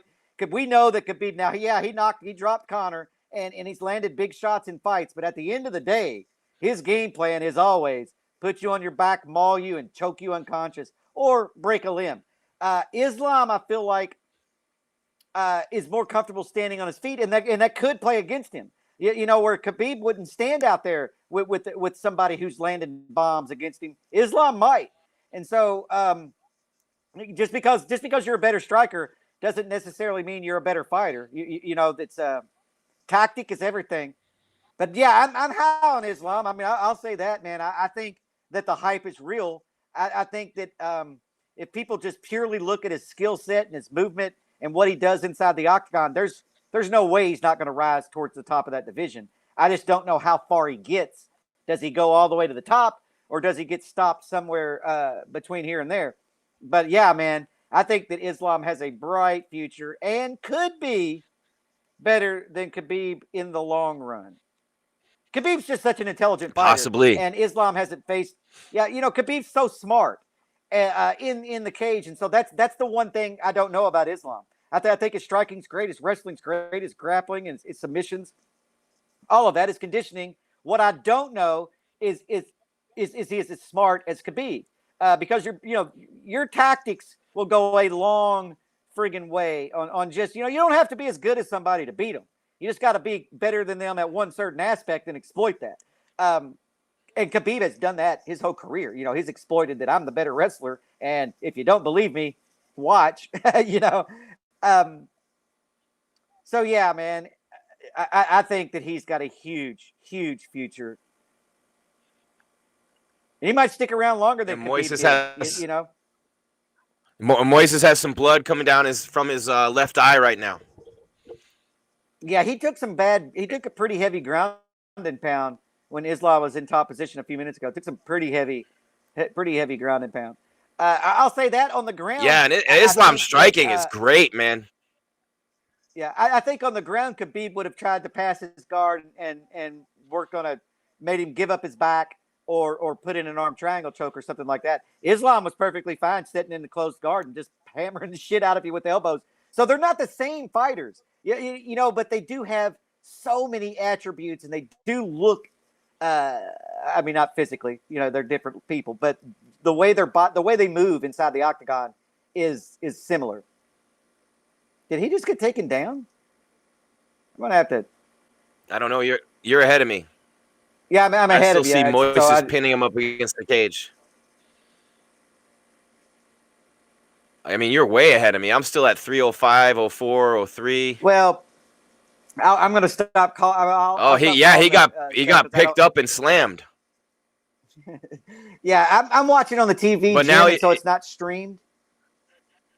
You know what I mean? Okay. So the TV. See where I have it? I'm at 235. Islam has his back. I'm at 230 now. Yeah, and I was at 221 when you said 235. I am not a play-by-play guy. And so, although I probably could play-by-play, but I don't like to do that. I would rather let you call it whenever you see it. But right now, you have Islam basically trying to take his opponent's back along the cage. But he did get taken down, Jim. That was crazy. He got taken down. A 5-rounder. Yep. Holy shit. Picked up and thrown on his back. Yeah, I did not see that coming. You like if I were in Vegas, and that would have been the safest bet for me to make on this fight is Islam's not getting taken down. I'd have put my house on it, and I would have lost it. I'd be homeless right now. I don't gamble though. Man. Just for those interested. Do you bet on fights, Jim? Sometimes when I'm in Vegas, but I always it's funny when you go to put money down, you start second guessing yourself and you start thinking too much and you don't just go with your original gut feeling. My gut feelings are right more often than not, but when I talk myself out of it, you know what I mean? Kind of like continuing a relationship with a person, and every fiber of your being you shouldn't be anywhere near the person, but you just can't stop. It's one of those things. So I don't want to break that open and go in that direction because then I'll be betting on everything. I'll be betting on everything, and I don't want to do that. No, yeah, I don't bet on anything, fights or anything else. I mean, it's just like anything else. I get shit tons of calls and emails asking who I think's going to win. And then I always kind of ride the fence because it's the fight game, and who the hell knows? But I would have not guessed. Like I said, I'd have bet the house that Islam wasn't going to get taken down this fight, and I would have lost. But he's dominated after he got taken down. They're just so good at control. Like you can't, once they have you down, you're not getting up. You're not going to improve your position. And here he goes. Oh, was that So I'm gonna have to turn around because I'm watching the TV. My TV is back over my right shoulder, but I have this mirror. Oh yeah, end of the round. Watch the TV, but it's all reverse freaking image, So I can't. It says CFU across the top of my screen instead of UFC, and so you'll catch me turning and looking every now and then just to see the time. Islam's looking like Islam, Jim. Yeah, he is. He's looking great. He's looking great. So let me see. Anything good in the chat? What do you guys got for us? Tate versus GDR, says King Smark. Jermaine Durandamy. There's a good fight. That's the number one contender. Isn't she ranked number one contender? Yep, she is. Yep, Miesha's not getting her right now. Yeah, I think that Miesha could win that fight. But I don't think they're not going to give her. Man, I'll be shocked. I don't want to say they're not going to. I would be shocked. I would be shocked if Miesha wanted to jump like head first in like that. But maybe she does. Maybe she does. Get Durandame right out of the gate, win that fight, and you're in a title fight. I don't know. I don't know, Jim. I wouldn't do that, but that doesn't mean that's not going to happen. And that's not a bad fight for Miesha. I actually like stylistically how she matches up in that fight. Mm-hmm. Yeah. Man, 4:40 left in round number 3. Makhachev and Moisés, 20-18. Makhachev so far. And he doesn't want to be in that clinch anymore, Jeff. Just stay away from the clinch against this guy. First and foremost, that's been his Achilles heel in this fight. And easier said than done with Makhachev coming forward. That southpaw stance, punching and kicking his way into takedowns, or not even just takedowns, but pressing his opponent up against the cage is something Khabib's been really good at. Then when he gets you there, he works his way for a takedown. It's so funny because when you said a southpaw stance, I'm watching it in the mirror, and I'm like, what the fuck is Jim talking about? And I look, and I'm like, oh, yeah, my bad. He is in a southpaw stance. I'm in the mirror. Yeah, because I'm watching Oh, my it in God, the man. mirror. But, yeah, look at his jab, man. He's got a good jab. I mean, like I said, Islam, the sky's the limit with this guy. He throws straight punches, which is huge, man. I mean, straight punches will win fights left and right, man. Those looping punches will get you in trouble, although they do have a use. Don't get me wrong. You got to throw them sometimes. But Islam throws really straight punches. He closes the distance well. And then what are you going to do from the clinch and on the ground with the guy? I mean, this guy, I don't ever want to say somebody's a future champion, but he is a future title challenger. I'll say that. He's going to get to fight for the title eventually. I just don't know if it's going to be sooner than later, but he's got all the skills to fight anybody in the division. Now, I know that I'm saying that when he's fighting somebody that isn't the top of the division, but I'm just looking at his skill set and what he does in there.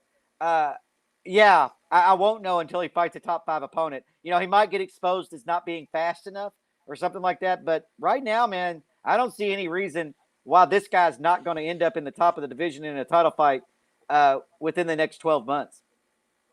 No, and he's got the arm of Moisés here, just like almost looked like an arm drag takedown, old WWF style, Special Delivery Jones, SD Jones in there. But no, he had that arm, and I mean, look, when you see a takedown, you see him being thrown down by the arm, and then the takedown being completed, which it wasn't completed all the way there. But man, that would have been something to see, an arm snap from that.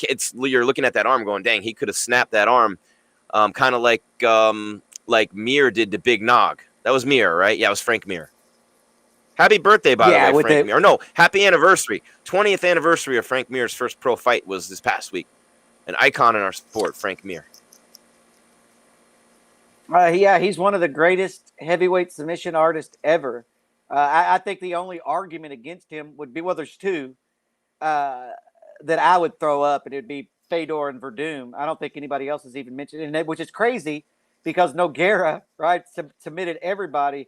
But Mir snapped his damn arm, man. So, you can't put Nogueira on Mir's level. And Verdum, Verdum is so friggin' dangerous on the ground. And so is Fedor. But I still think that Verdum and Mir are better than Fedor is on the ground. Fedor just had explosive, deceptive speed and closed the distance so well that he overwhelmed people,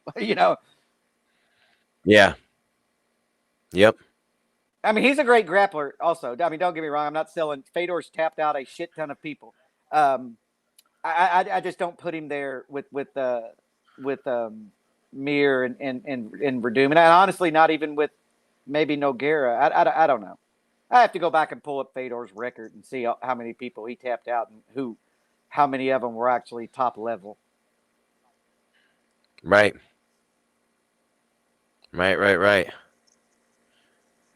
Just saw our MMA Weekly post from the Apex. There's a video of Miesha Tate while on the MMA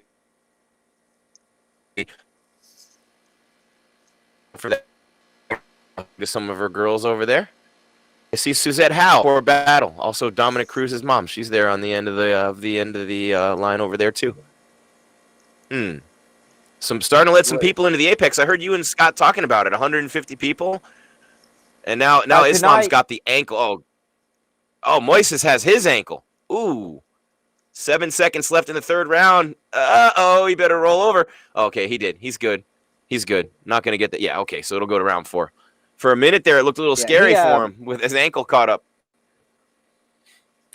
Yeah, he was definitely in danger for a second, but he wasn't completely in danger, but it was, for a second there, I was like, oh, shit. Yeah, but we were talking about the people in the Apex. I think tonight there's 70 people, and the next one there's going to be 150. They're not selling tickets just yet, I don't think.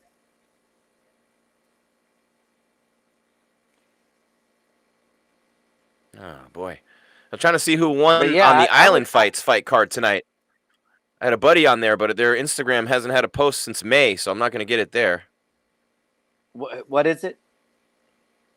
Island Fights? They're one of my buddies was the co-main event. Yeah. But I was just kind of looking, and you guys caught me looking. Well, let me check my email and see if I get results from a lot. A lot of promotions. Now, I don't have time to run the results of every promotion on the planet. I wish I could. I did not get an email from Island Fights. And I apologize for that. Round 4 starting. Not enough time. Yeah, not enough time in the world to do all of the promotions. But yeah, Island Fights, man. That's not a bad promotion. One that people get their start for sure, and then go on to a bigger one. Look, support local fights, man. I can't stress that enough. If you have a local fight promotion, go out there and just go to the fights. It's a good time. No, it's not going to be on the level of the UFC or other promotions, but it is a good time. Tickets are usually cheap. The beers are usually cheap, and you can have a good time. But if you don't support local shows, we don't get the top-notch fighters in the top promotions. Right. So I can't stress that enough, man. I went to Hook and Shoot as much as I could. I've gone to the Shamrock Fighting in St. Louis. We've had fights here in town that I've gone to. Just go out and check out the local shows, man. That's all I'm saying. There are good fights on there, and what's going to be really cool is if you do it enough, you're going to be like, so there's going to be a UFC champion that you're going to be like, dude, I saw that guy fight 5 years ago in Island Fights, or or whatever. Yeah, you're right. And Prophet says, hey, dudes, I got to go. Have a good night. Thanks for hanging out. We appreciate you, Prophet with a Y. Good job in the chat tonight. Thank you, Prophet. Fikri from says, love you, everyone. We love you too, Fikri. Fikri? Yeah. Fikri. Fikri. And Makhachev in top position. Oh, now he's going to get the back. Up kick from Moisés, tried to turn around and quickly get up, and Makhachev pounced right on his back, and now he's going to work for a choke from behind here up against the cage. He's pounding him with that right hand. He's got him pinned up against the cage, over him has his back, kind of like Khabib had Conor, if you remember. Almost exactly the same. Yeah. Yeah, he's just going to land some punches here and try to make him expose that neck. These punches aren't to knock you out. They're just to distract you to where he can get an arm under your chin, and we'll see if he does. I'm sure that he will, because there's way too much time in the round for him not to sink this in. So I think this fight's going to get over soon. I don't know. It's under the chin, Jim. Oh, that's it. I'll that's shut it. up. Gone. Okay. Gone. I just saw the tap. Gone. Rear neck. Easy. Quick tap, too, once he sunk that choke. And you knew he was going to get it once he had that position. And, man, Moisés put up a hell of a fight. He's a great fighter, but Islam passes another test. That was the purpose of tonight. Yeah, and so, I think that was the purpose of tonight, and he's going to get somebody pretty decently ranked inside the top 10 in his next outing, or maybe even inside the top 5. How old is he? Let me look that up. He is He's Islam? 29. Yeah. 29, He's 29 years old. So, he's ready for any of that. I would say, Jim, they could throw him in there with a highly ranked person. I don't see any. I don't see any flaws in his game, to be honest with you. I'm sure that they're there. And if I sit down and actually studied everything, I maybe could find a flaw in his game. But man, he is so well-rounded. So well-rounded. I'm just taking a picture More there real quick so well-rounded. we can put it up on social media. More well-rounded than a lot of No, fighters. yes, Yeah, Jeff, and Khabib's happy. Hov's happy. Everyone's happy. You know, and that's a good win for him, man. And he's a beast. Look at that physique at 55. Monster. But he did get tagged big. a couple times. There was some times on the ground where he was in a dangerous, precarious position at the end of that round. Yeah. I mean, you see, like when Poirier had, Khabib, and he was trying to sink in that rear naked choke. It's kind of weird to see those guys on the ground because they're just like, they don't even care. It's like they're not in danger. He's like, yeah.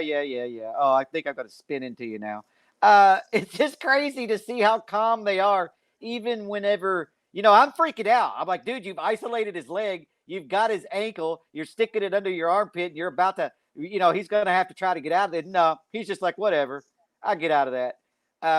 It's amazing to have that confidence. And I cannot stress enough how many hours of rolling and shit it takes to have that much confidence. Because they're not fools, right? I tell my son, you're a fool because he has too much confidence. Like, you're not good enough to have that confidence. These guys have that confidence because they are that good. Yeah, you're right.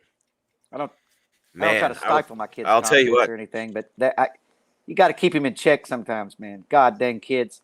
Yeah, it's tough these he days. says crazy it really stuff is like tough. I could just choke it. Yeah, you're like, I just choked that guy out. I said, Ryan, you're not choking out a grown man, dude. I don't care how good you think you are at jiu-jitsu. You weigh 80 pounds. I can just pick you up off the ground and launch you. You're not going to do that. Slow your roll, boy. Mm-hmm. Stick the choking nail at 80-pound people. No kidding, He has right? started No kidding. back jiu-jitsu. Yeah. So he's going to be humbled this coming up week. He's going to be humbled again because he's been in the gym with all of these people and was better than a lot of them, and he's been a year off. And so they've all caught and passed him, and he's going to be getting worked over by people that he was working over a year ago. And so it's time for my son to eat a whole hell of a lot of humble pie. But it's good for you. Yeah, it's really. Good for you. Mm-hmm. Yep. Yeah, you're right. You're right. So what do you think about Islam? Man, I'll here? tell you Do what. You think he's a future title contender? I think he's no. I mean, maybe. I don't want to say no, but I don't see him there anytime soon. I don't see him there anytime. And not a knock on him. I just don't see him. I mean, look, he's got a lot of guys ahead of him. Now, look, Conor's ahead of him. I want to see RDA. That fight was supposed to happen. That would be a really good next test for him. Mm-hmm. Do they want to give him to RDA, given RDA's on the downward spin? I don't know. That's the fight I'd want to see. Or Tony. Of course, Tony, because he's from Khabib's camp, and Tony would. But I think he would maul Tony Ferguson right now. I hate to say it, because I love Tony, and I'm always picking on Tony. It seems like I don't want to. I don't want to pick on Tony. Well, I tell you what, Islam. I think Islam beats Tony Ferguson right now because he just throws straight punches and it's pressure, and Tony's had problems dealing with takedowns lately, and so I think RDA, because I'm looking at Islam's ranked 9th, and while his opponent Diego's ranked 12th, he's going to probably move up. He might move up in front of Conor. He might end up being one spot behind JDS, and so. God, man, they could give him Chandler. But I think that's jumping up too high. Yeah, I hear what you're saying. I said a year. What about Beneil? What about Dariush? Oh man, that's a good one. I would the love jiu-jitsu against wrestling. Yeah, no, I would. That's a good fight, and that might be what they do. But I see what you're saying. The top of the division's kind of log jammed, and so he might not get a title fight here in the next year.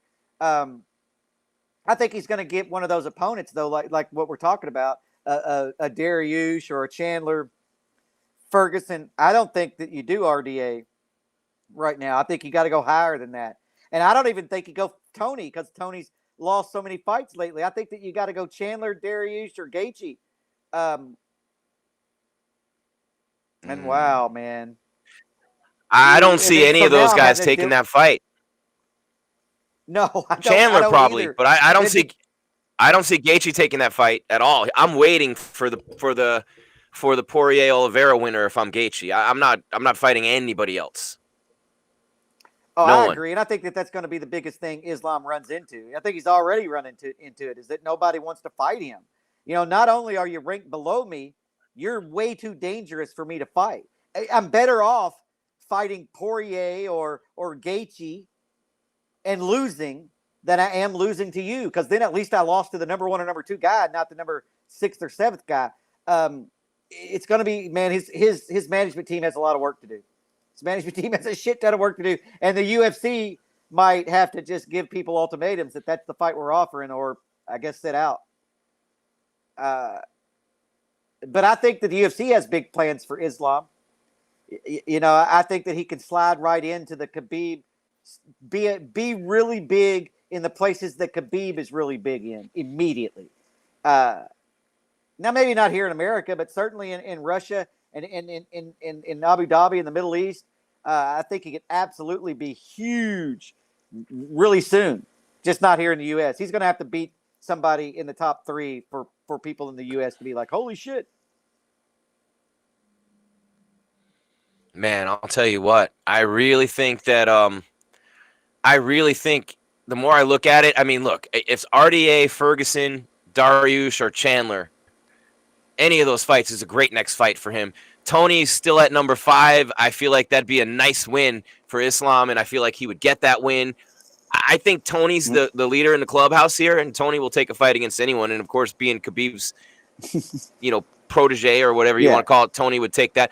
Dos Anjos, I don't know. I mean, they were supposed to fight before, and I'd like to see that one. And Beneil's at number 3, but Beneil is not in a position to call shots. So the question becomes, do you want to see Beneil versus Chandler? Because that would be the fight. Do you want to see Chandler against RDA? I don't know if we'd see that. Do you want to see Ferguson fight Chandler? They've yapped back and forth at each other a little bit. I mean, there's a lot of matchups to make at the top of that division. The only fight coming up that I know of is Poirier and Oliveira, right? None of those other guys have one. Yeah, Gaethje does not have one. Chandler. You know what? I mean, looking at the rankings, this is what I do. I don't put Islam in there against Chandler, Dariush, or Gaethje, or Poirier. You don't want to fuck up the top of that division by doing that. Tony and RDA, you've already got your mileage out of both of them. And so for Islam to come in there and beat them doesn't shake up the division, but it moves him into title contention. And so that's what I would do. I would either do RDA or Ferguson. Because, look, if Ferguson loses another one, that doesn't hurt the UFC. If RDA loses, that doesn't hurt the UFC. But if Chandler or Gaethje loses, that does screw up the top of that division a little bit. So I would do what I said, is put Poirier in there with Oliveira. Let's do Gaethje and Chandler and put in Islam in there with either Ferguson or RDA and let the chips fall where they fall. Let Dan the Hooker's chips over fall. there going, No why doubt aren't you about it. talking about me. And I know Islam because you got pummeled by Michael Chandler. And that's only one fight. You're right. I mean, Hooker's a beast. Look what he did with Poirier last year. Went the full 5, and that was a close fight. But I like what Islam's doing. I love the performance of Miesha Tate tonight in the co-main and the main event. We got standing performances from the 2 fighters who we were hoping to see outstanding performances from. And they just continue to climb their way up. I really, Jeff, I swear, man,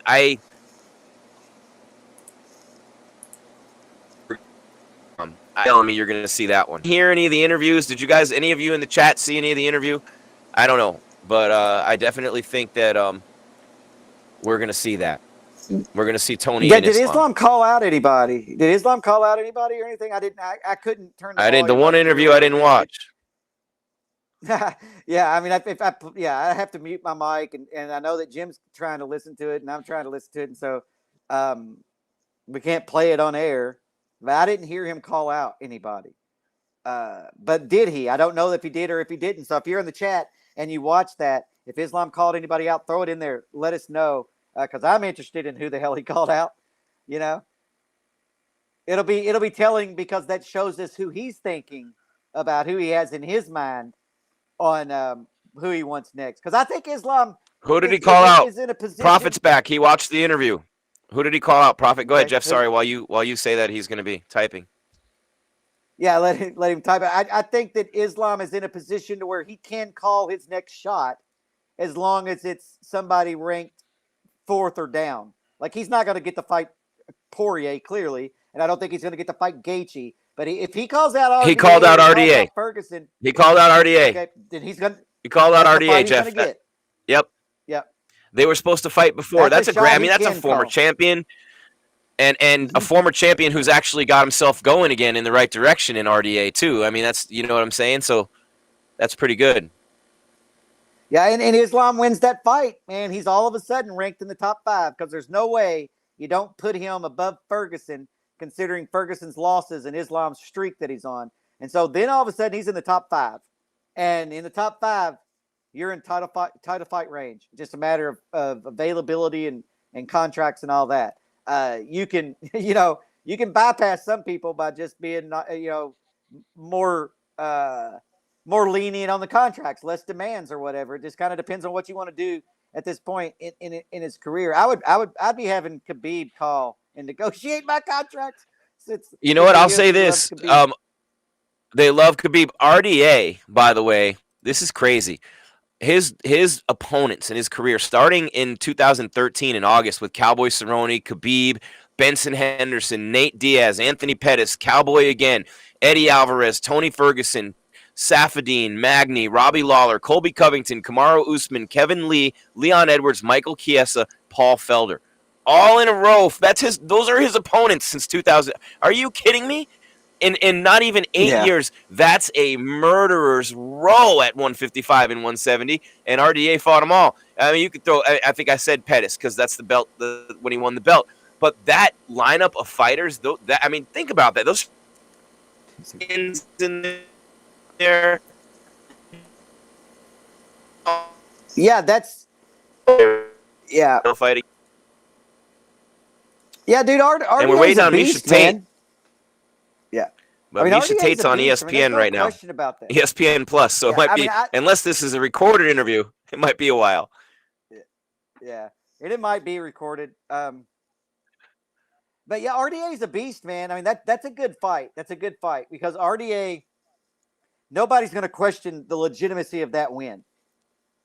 Where Tony, we would question it, right? Or certain people would. At this point, I wouldn't. Or I would rather, because I've been defending Tony for a long time. But if Islam fought Tony and beat Tony's ass, everybody's going to be like, well, Tony's not Tony anymore.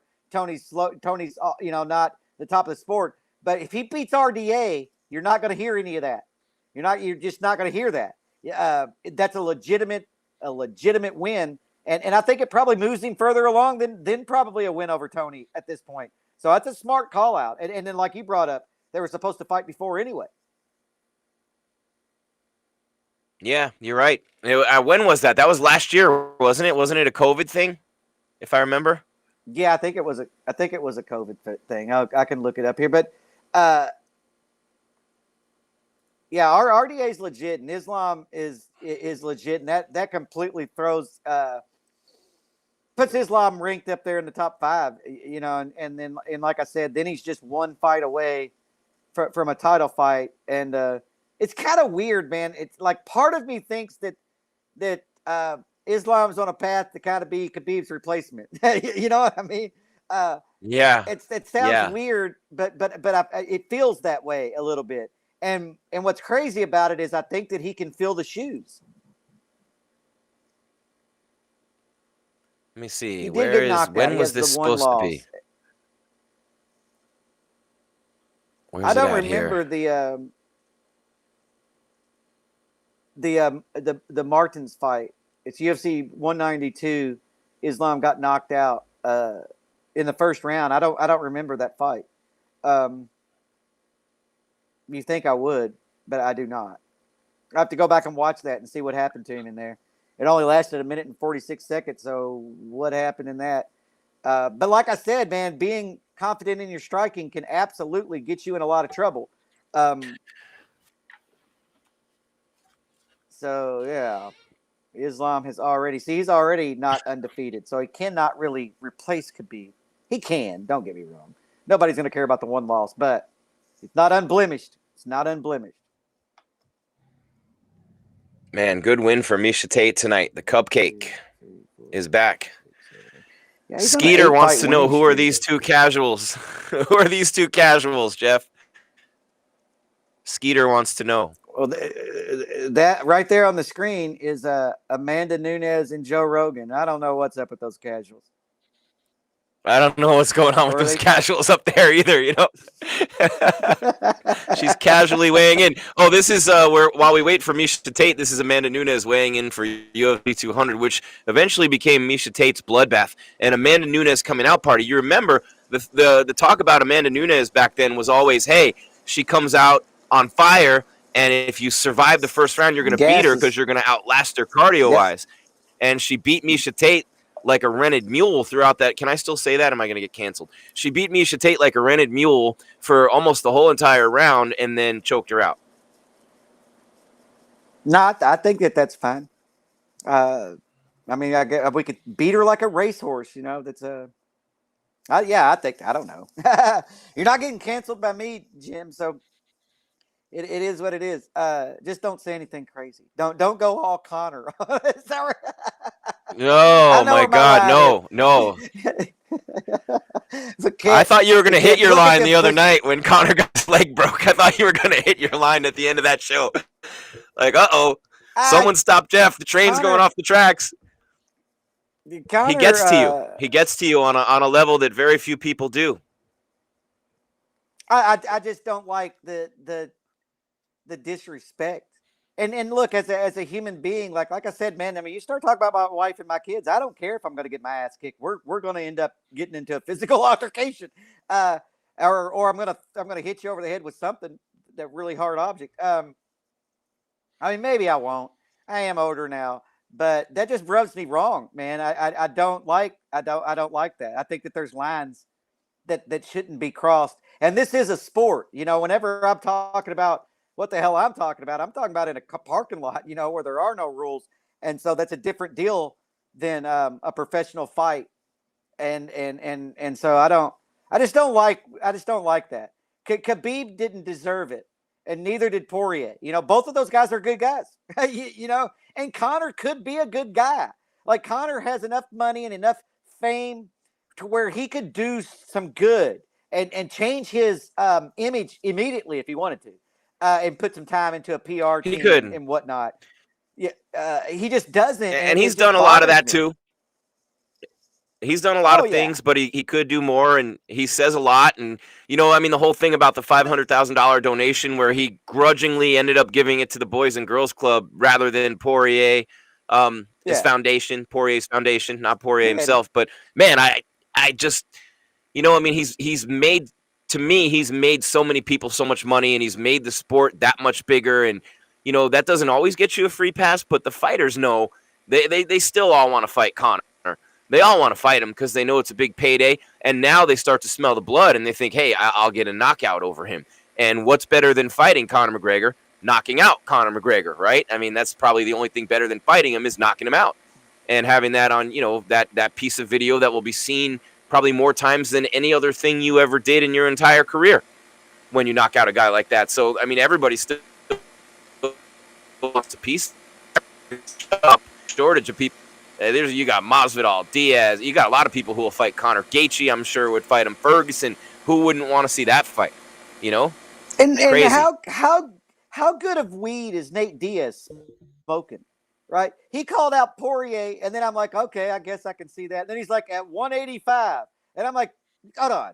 Yeah. Hold on, Nate. What? You want him to go up 2 divisions and fight you in a division that I don't think you've ever fought in. You know? Nate. He was on some good shit, Jeff. That's what he was doing. That was some Cali Kush. It makes no sense to me. Yeah, I mean, you call Poirier out at 170, right? If you're Nate Diaz. Although that fight makes no sense. If Poirier, I like Poirier's response. I'll touch you up at any weight. And I think Poirier probably would. I don't know about 185 though. Jesus, man. How much? I guess what he wants is Poirier to get fat, and then him out cardio him at 185. And that may be Nate's best chance. I don't know. But I just didn't understand the logic on that. If you're going to call him out, do it at 170. Actually, if Nate's going to call out Poirier at this point in their careers, he needs to drop down to 155. Because there's no benefit for Poirier to fight Nate at 170 or 185. I wouldn't think the payday would be, I don't know. I wouldn't think the payday would be dramatically different than for Poirier to fight Oliveira, basically. But I don't know. Nate is a big draw. As crazy as it is. Nate is a person we were talking about earlier who can take L after L and people still love the guy. He got beat for 24 minutes in his last fight pretty handily, and then he won the last minute and everybody's like, oh man, Nate Diaz, gotta love him. He's a badass. And I'm like, dude, he lost 24 minutes of a 25-minute fight. But I would have liked, looking back on that fight, I wish Nate wouldn't have done the pointing and talking for show and just went over there and finished him. He could have. I really do. After watching that fifth round again, he has Leon staggered. And then he points at him and does for show instead of just going over there and finishing. And whenever you hurt somebody, milliseconds can mean everything on recovery and getting back your wits back and getting the cobwebs out. I don't know. Nate's the showman, though. I'll give that to Nate. He's turned into a showman. I think we're going to be here a while waiting for Miesha Tate. She's still on ESPN. You're not going to see a main event fighter come out before a co-main, right? Yeah, so Miesha, look, everybody likes Miesha. Everybody wants to hear Miesha. It's a good story, right? It's just a good story. Yeah. You went away from the sport. You left a bad relationship, found a guy that you like, had some kids, found your fire back during the pandemic, and now you got yourself into crazy shape, and now you're back and you won. It's a great story, right? A made-for-TV documentary, one of those after-school programs, Miesha Tate. So, yeah, she's going to do the ESPN interviews and all of that. And look, we don't even know. Well, she had to give a sample, I would say, before she did that interview.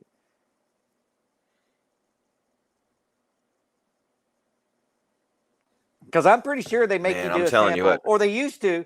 I don't know if they test everybody like they used to. They used to almost test everybody, and you would have an official follow you to your locker room or your room, and they wouldn't leave your presence until you provided a urine sample. And so I'm sure that's the way it is now. So Miesha must have gave a urine sample really quick to jump on that interview. Martin Kampmann and Carlos Condit, I think, was the fight. Kampmann was so dehydrated after the fight that he couldn't provide a urine sample. And I'm in the locker room to get an interview. Like back there, he's, waiting to get in the shower, still got on his fight trunks. And the commission came back there with like 5 bottles of water that he just started chugging down. And I was like, dude, you should drink like 2 beers. That'll make you piss in a cup. He eventually provided the sample, but he was like an hour late getting to the press conference because of that. Yeah, no doubt. No doubt, man. I'll tell you what, it takes forever sometimes. All those nights sitting there waiting for the. I've been. Especially if you're dehydrated, after pay-per-views. I can't piss on. Yeah, look, I can have to pee like so bad, but if you're like pee right now in this cup, I'm not gonna be able to do it. I'm like, what? Give me a minute. Go over there. What the hell? So I get it, man. It's tough to do that at the end of fights and everything. Plus, some people like to shower, some people don't. I would say Miesha might want to get cleaned up, but maybe not. I think she's running so late now, they're just going to throw her at the press conference, no matter if she wanted to shower or not. But yeah, man, Miesha Tate's a legend in this sport in a way. I mean, she is. There's no question. She's a former UFC champion, former Strikeforce champion. She's coaches on The Ultimate Fighter. She's definitely a legend. But I feel like her legacy might be more this time around. Well, I don't know if she's ever going to get to the title. Amanda, it sucks for people to be in this era, right? I mean, wouldn't it suck to be a sprinter during the Usain Bolt era? You're just like, damn it. I was the second fastest guy in the world. But if that guy was not here, I'm way faster than the third place guy. And I feel like that's the way it is with Amanda, is that there's so many talented fighters in that division that we really don't even get to appreciate because Amanda just beats them down. And you're like, oh, she wasn't that good. No, she's that good. Just Amanda's that much better. Yeah, she is that amazing. Just so good, so precise, so powerful. Her punches are her arms. She just seems like go gadget arm on every punch. Like you don't think she can connect from where she is, and she finds a way to not only hit you, she finds a way to hurt you. And to me, that's a special talent. To be able to reach someone on the end of their punches like that is one of the most special things we see in our sport. To be able to hit and to connect and deliver damage from secondary range with a punch is unique. And Amanda Nunes does it all day long. And she's so quick, she gets in and out. It's just, you see the faces of the girl, like Cyborg didn't know what the hell hit her. She didn't think Amanda could reach her, and then bang, she's just getting peppered up. And then Cyborg came at her like only Cyborg does, because that's what she's always done, just throwing bombs right at her, and she wasn't fast enough to do it. So Amanda was connecting 2 to every Cyborg's 1, and at that point in time for Cyborg just wasn't quick enough. I would like to see Miesha Tate fight Amanda again, if not for the sheer entertainment value of the eras of champions, and that Amanda beat Miesha to begin her title reign, and that, you know, Miesha's another one of those legends, and Amanda's beating everybody anyway, and eventually she's already beaten Valentina twice. She's going to start beating girls twice here. Why not throw Miesha in there? I mean, a couple more fights. Yeah, I mean, Amanda's pretty much cleared out the division, and so for Miesha to get a rematch now isn't crazy. It's not crazy. Amanda, I think Miesha needs to win at least one more fight, and then she could totally be in a title fight. And I think that it's the most marketable title fight in that division because of Miesha's name. Yes, she got killed by Amanda, but it was a long time ago. She's smarter, and she's been in there with Amanda and felt it. And so you aren't going to make the same mistakes. You don't want to stand in front of Amanda Nunes. And that's what happened to Cyborg. And look, Amanda's coaches, God, man, they nailed that so perfectly. They're just like, you got to land one shot early, and she's going to come at you wild. Finish her then. And it's exactly what happened. And they worked real hard on Amanda throwing straight punches. Cyborg's notoriously hooks and wide, and so you can get inside of them. It's just that nobody really had ever done that to Cyborg before. And here comes Amanda. But like you're talking about, Amanda's reach, Amanda has this ability to hit you from far away and do damage. And Cyborg was just never able to catch up. Cyborg needed to be reserved, right? When she took that first shot, she needed to get her hands up, rotate the hell away from Amanda, recover, and work your jab and make it into a technical fight. But she chose the other route to bite down on her mouthpiece, go after Amanda and try to knock her out, and got face planted. And I think that would happen again in a rematch, honestly. Amanda's just that damn good, man. Amanda's just, look, I'm going to piss people off again because I consider Valentina a better fighter than Amanda, although she lost to her twice. So I leave myself open for these emails that I get, Jim. But you don't have your argument's not that far off though, Jeff, because Amanda's big. People think yourself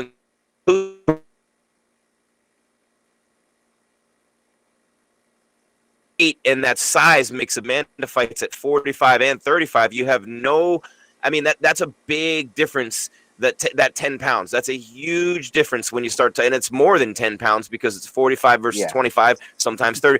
So Valentina was fighting up, right? And she wasn't a true 35er. So if Amanda had been a 25er with the similar skill sets, Valentina might win. So I think that's where it comes from. You think she's actually skill-wise a better fighter, but the size difference was too much for her to overcome.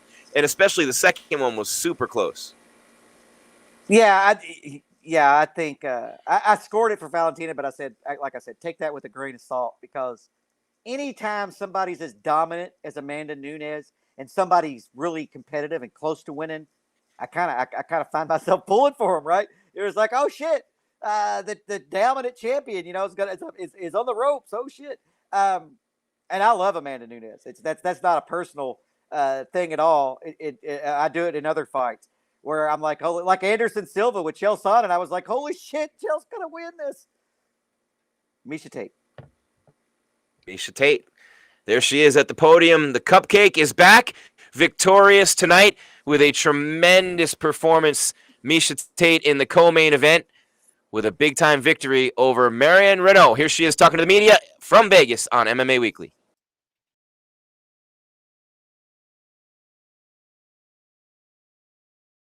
I guess those big moments, you know, when I started fighting, I imagined I would get to the top, but when I stopped, I never thought I would be right back here. And so happy and at peace. Such a different experience. This training camp was phenomenal.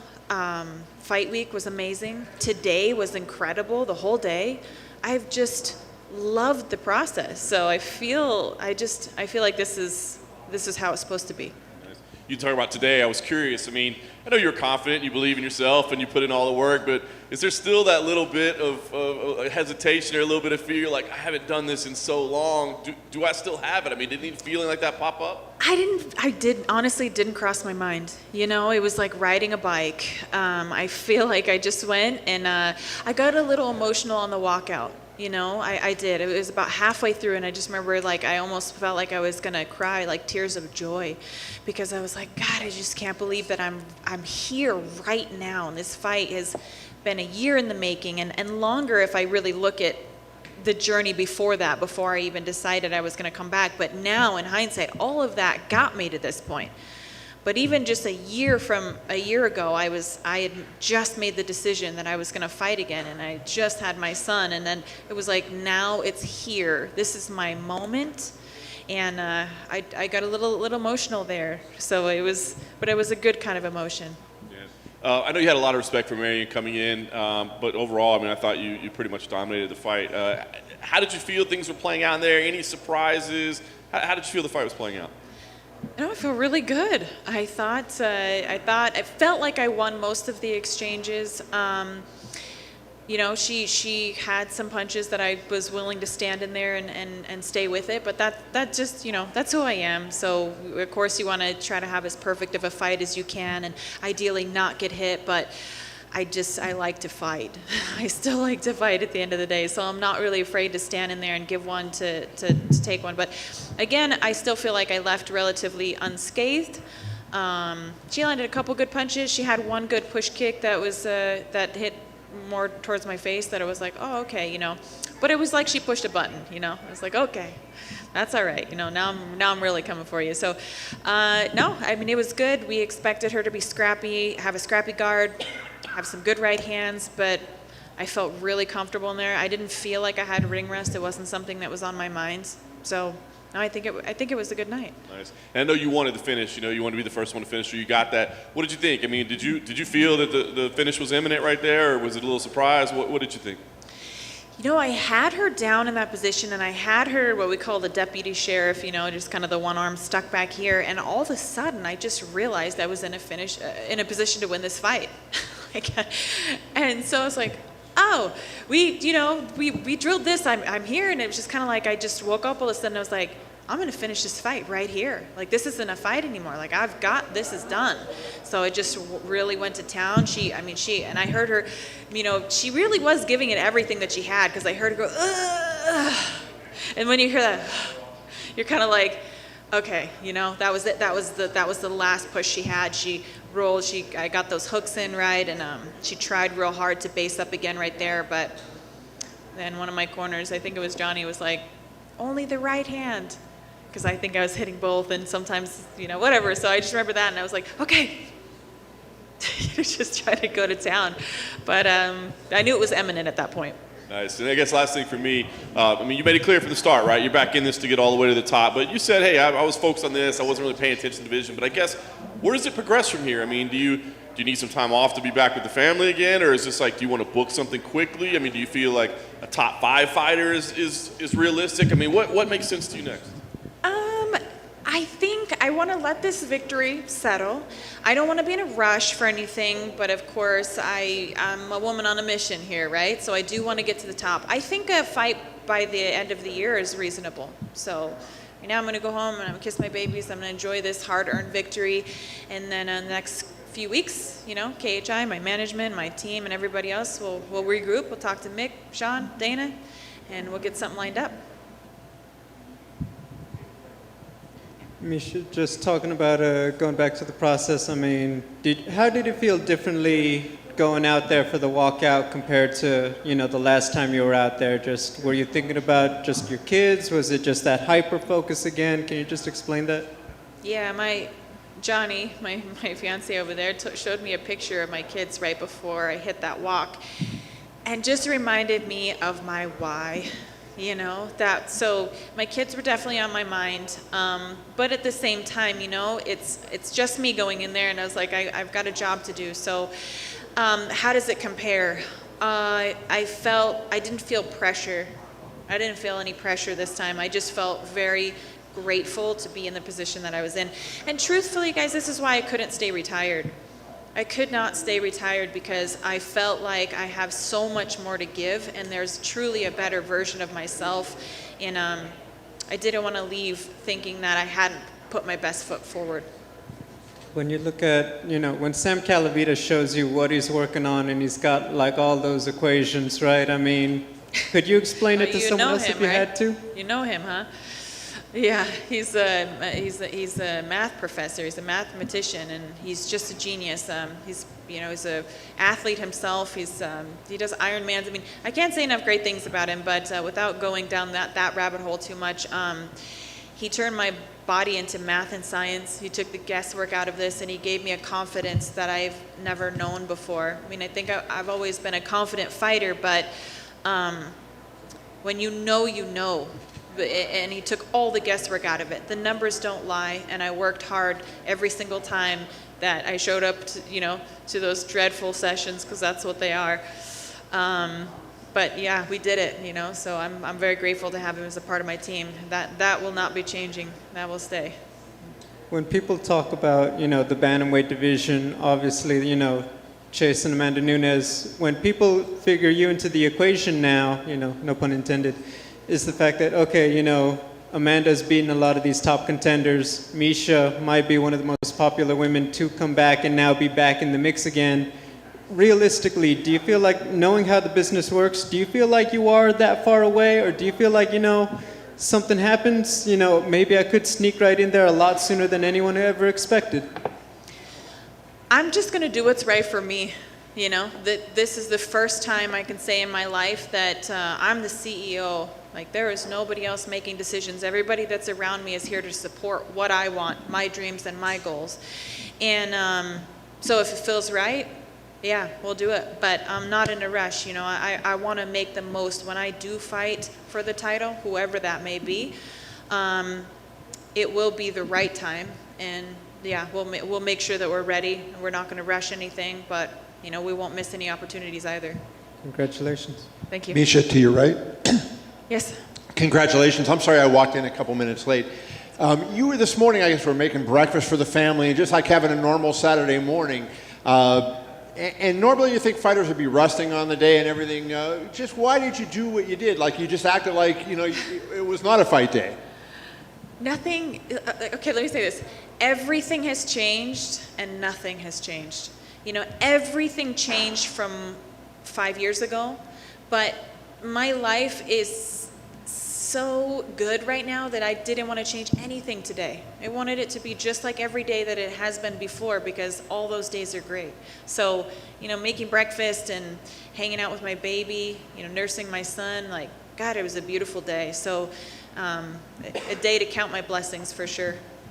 And when the fight began, how long did it take you to feel comfortable in the cage? You know, did you feel immediately comfortable, or was it a little bit of a process before you kind of moved around a bit before you felt like you were yourself again?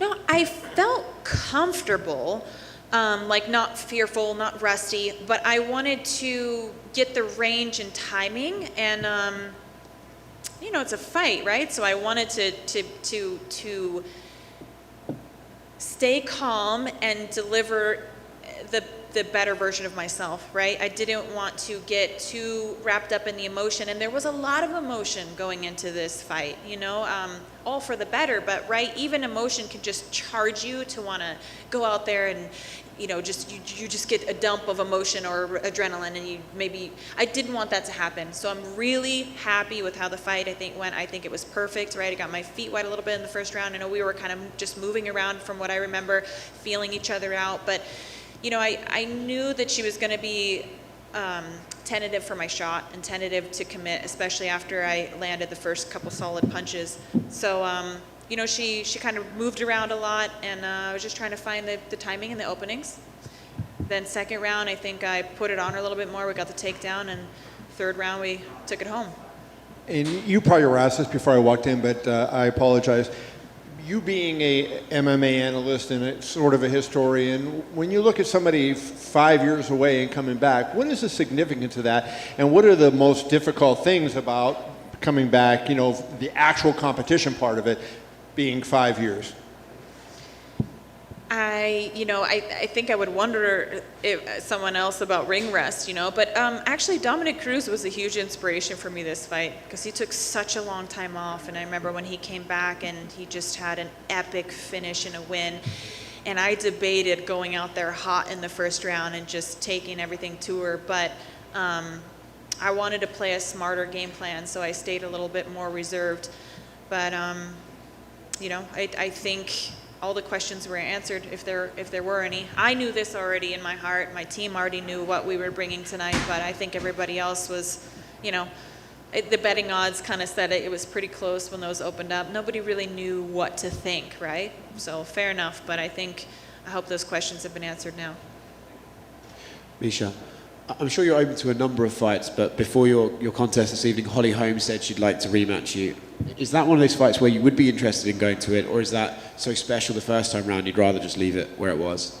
So Holly wants to rematch you. Yeah. Would you be interested in that fight, or was the first time you thought her so special to you that you'd rather just leave that in the past? Oh no, they're all fair game. They can all get it, respectfully. they can all come. I'd expected, them to come out of the woodwork, so that's great. I think a fight with Holly a second time would be, it'd be great. There's a lot of women in the division, so, name them all. I don't know where I'll come in at the rankings right now, but, I'm never one to say that I deserve this or I deserve that. I understand I've got to continue to climb, but whoever's name is on that list to get to the top, that's fine with me. And I'm sure Holly and I have no doubt about it. Before I retire, her and I will fight again. Cool. Thank you. I think one of the ongoing themes this week is a lot of people were like, wow, has it really been 5 years since she's been in there? So when you went out there, from what it felt like from your last fight to when you went out there, did it feel anywhere close to that? How much time did it feel to you that you had stepped away? When you walked in there, did it feel like, oh, this was just the other day when we went in there? Could you tell that a lot of time had passed since then? It didn't feel like that much time when the moment was, there, right? When I was making that walk again. It's like I was a weird duality of kind of a twilight, right? So it's parts of it feels like, God, I can't believe I'm here, and parts of it was like, I'm right back. I'm back, and I didn't skip a beat, and I feel better than ever. So. It's kind of taking in both, appreciating both of the aspects. I know it has been a long time, but I also feel like that was a blessing, and it just made me better. But even now, you were always sharp back then. You were always very aware of what your skills were and things. Now you're coming in, it seems like you've had this time, you're even sharper when you're thinking about what your skills are. Does it feel like this is a brand new experience for you? Do you feel, not that it's starting over, but is this all refreshed and sort of brand new for you? Yeah, it's a whole different experience. Something I never got to experience, this kind of joy and happiness and lightheartedness. And I said you guys were going to see a lightness about me in there. I haven't seen the fight, like I said, but I felt light, and I felt good, and I felt happy, and I felt healthy in all the ways that I think make us complete as human beings. So, like I said, you guys, this is just the start. This is just the start. Congrats. Thank you. Miesha, I'm sure you probably, to ask about an individual moment in the fight probably isn't fair. If you haven't watched it, you might not think about it. But you got her off the ground for a slam. When you had her up in the air, can you remember what the thought process was like? Or was that like a moment where you just felt it? Yeah, I was stoked. I was like, I know she was heavier, she was bigger than me going into the fight, but that was all planned out, right? I didn't want to have a hard weight cut. I didn't. And I out conditioned. I still felt very strong, very fresh in the third round. It was almost like the other 2 rounds hadn't even happened, so I was ready. And yeah, I felt her in the air. I think the first time, right, I heard that she grabbed the cage, and I remember thinking, I was like, oh, she has good balance here the first time I tried to lift her. And then I think she had to let go, and that's when I got that second lift in the throw. But I haven't seen that part, but felt good. Yeah, no problems there. I can still throw people. And I know you've talked a lot about Johnny's influence in your life and just, being there for you, but him in the corner, what is it like having him there, and how good is his advice? I know he was very into the fight, I can tell you that. Yeah, I know it was a big ask for him because he's emotionally the most invested, and I know what that's like to be in a corner about somebody that you love and that you care about. It's difficult because you can't do anything. You're sending your loved one that you care, and there's nothing that you can do to help or protect besides just be there. But what was important for me in this fight was to have faces that I look at that matter, that really matter. And obviously he's a key factor in that. So no, it was great to have him there. He knew all the things to say, the love and support, and involving our kids, just reminding me of my purpose. It was beautiful. That's exactly what I needed in my corner. Thanks. Miesha, real quick over this side, to your left. Okay. Post-fight, you quickly mentioned your support for Smushy and Phil Demers, and I wondered if you could expound on that for anybody that doesn't follow or isn't aware of that cause. Yeah, so I've been watching Phil just lead a mission and a charge that I fully support and I'm very behind, but essentially, Marineland has captive walruses, whales, and they are not treating. It's just so inhumane. So they're not treating them well. They've been holding Smushy.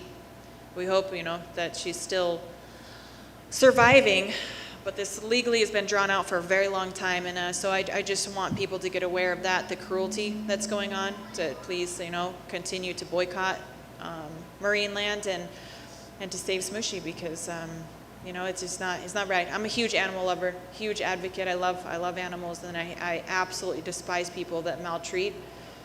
So Marineland tops the list on that. Excellent, thank you, great win. Yes, thank you, great question. All right, cool. Thank you, guys.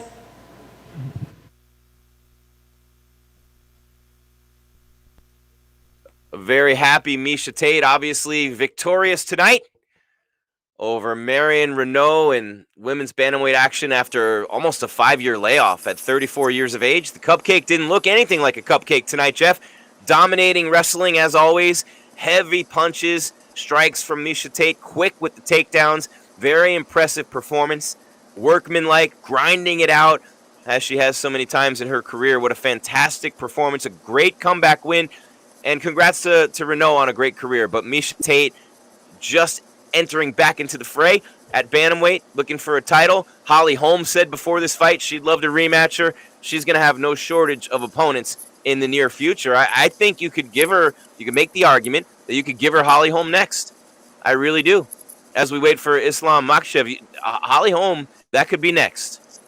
I wouldn't be surprised. It could be. I mean, it could be. I don't know if I would take that fight next if I were Miesha. Holly's been active this whole time. Not to mention Holly touched her up, even though Miesha was able to beat her late in that fight by choking her out. I don't know. Yeah, that fight could totally happen next. I think that with Miesha being a former champion and her name value and everything, she could get anybody in that division next. It's just going to be. She says she's in no hurry. The UFC matchmakers are probably going to want her to be in a hurry, and so I don't know what's going to happen. Did you see her right? I thought this is something that I noticed. She had like layers of skin, canvas burn on the right knuckles of her hand right there. It's just crazy to me how people just ignore that shit. Because if you've ever had canvas burn on your knee or on your elbow, or it burns, man. It freaking burns.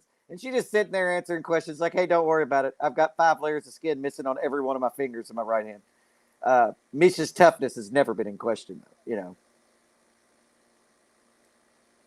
Man. It's Is this B-roll or is this happening right now? Never. I think this is live. That's Ali Abdelaziz right there. Yeah. I think it's Islam waiting to go to the podium. Yeah, it is. It's got to be because there's a crowd around him, a circle, and of course he's got the win. There he is. He snuck around and almost beat the camera to the podium. The main event, the victorious Islam Makhachev, right here on MMA Weekly from Las Vegas at the Apex. Sneaky. Performance tonight, your victory. I'm just curious, you know, you got the cage time you wanted, the 4th round, but you still got the finish too. So as you sit there now, how do you feel about your performance tonight? Feel good because it was hard training camp. I have like many no small injuries in this camp, but I'm happy because I got more than 3 rounds. Good experience, is good opponents. How did you feel tonight, you know, coming into the fight? Did it feel any different at all, you know, being a main event, being an important fight? Were there any nerves or pressure or anything different? Not nerves, you know. I told these guys all day, hey, let's go to the arena because I never wait like this. No, I sit in the hotel. Like we go to the arena 7 p.m. I almost go like 2 p.m., 3 p.m. I sit, sleep, eat, and I'm tired, you know, sit in the home. And about main event, like many extra media like this, stuff like that, but I have to be ready, you know. Yeah, no doubt. There's going to be more of it. As far as the performance, did he do anything that surprised you? Did everything play out exactly the way you thought it would? You know, a little bit I'm sad because he take me down because, you know, I don't believe he gonna take me down, but I give him legs, you know. I give him my legs, make him pressure, make him tired when he try to like take me down, but he catch double leg and I try to defend, but he close, you know, but it's okay. And when he try and he close, I try to give him choke, but he escaped. He's good jiu-jitsu. That's why a little bit, you know, but I'm take him down too, give him like slam. It's okay. I was going to ask you because he did take you down. Like in that moment, are you laughing a little bit, or is it frustrating that like he took me down? A little bit upset because all my wrestling friends they're gonna upset with me. You know, I have a lot of wrestling brothers who gonna complete in Olympic game, next Olympic game. I always wrestle with these guys. That's why they're gonna upset a little bit. Did Khabib talk trash to you about getting taken down? No, he told me, hey, you know, relax too much when he go to the double leg. I don't believe he gonna take me down. That's why, you know, but it's okay. Nice.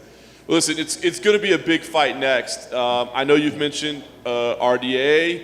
I think you've mentioned Michael Chandler as well. You've mentioned Tony Ferguson also. So, do any of those matchups appeal to you more than others? Let me think, you know. If they're gonna like give me a choice, let's do with Tony, because we have good history with him, you know. The Khabib supposed to fight with him like 5-6 times. Let's finish this, you know. I'm gonna finish this. That would be like and a way to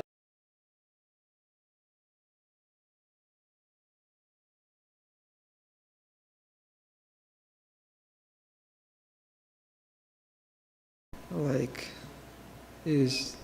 I cannot explain to you guys, but I think you know everything. Very nice.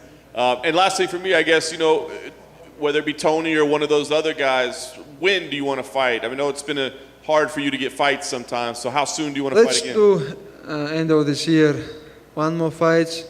I'm gonna finish one more fight. I'm gonna be fighter of the year. Islam, to your right. John mentioned all those fighters. Dana had said the fight to make was you and Beneil Dariush. I wonder, had you considered Dariush, and do you like him as a potential opponent? Beneil, really like good fighter. If they give me Beneil, he's gonna be, you know, he's good fight, you know. He's nice guy. I know him a little bit, but he's number 3. He's big step for me too. He's tough more than these all three guys, which one I call, you know. And the one thing I wonder is, as you move up in the division, your striking is going to have to be better. Do you feel like your striking made a difference and it made an advancement from your last fight? Yeah, I have good striking, but these guys, my corner, always pressure me. Hey, let's take this down, take this guy down, take this guy down. That's why I cannot show you guys all my skills in striking, but I can compete with anybody in my division, you know. And that was going to be my next question. When you look at a Michael Chandler or a Justin Gaethje, guys like that, they throw a lot of strikes and from everywhere. Do you feel confident that if you have a guy fighting you that way, putting that kind of pressure on you, that your grappling could hold up and you could hold somebody like that off? You know why these guys striking all the time? Because they don't have wrestling skills. They don't have grappling. That's why.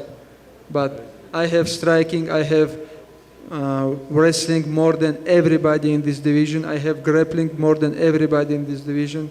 That's why they're gonna run. Islam right here. Islam, some people talk about, it's not fair that everyone puts pressure on you to be the next Khabib. I want to ask you, what do you think about that? Do you like that people keep saying that, or do you like, he's Khabib, I'm Islam, let me have my own career? If somebody say I'm like Islam, like almost same like Khabib, I agree with this. I wanna be like Khabib, He's great man, He's champion. He have a lot of money now, he have everything now, but he's still humble guy. He's coming to USA without his family. He stay here 1-2 months just for help, He don't take money, nothing. He just come and help all team. He do everything for team, Okay, we come to USA without him to San Jose. He rent big house for team. He rent a lot of cars for team, and nobody pay. He pay for everything, That's why I cannot explain to you about like Khabib, because he do a lot of stuff, but nobody know this. But we always have to tell him. Thank you. Can you explain the moment when you saw Nelly holding her sign and you took the video that went viral for take a picture with Khabib? Lady?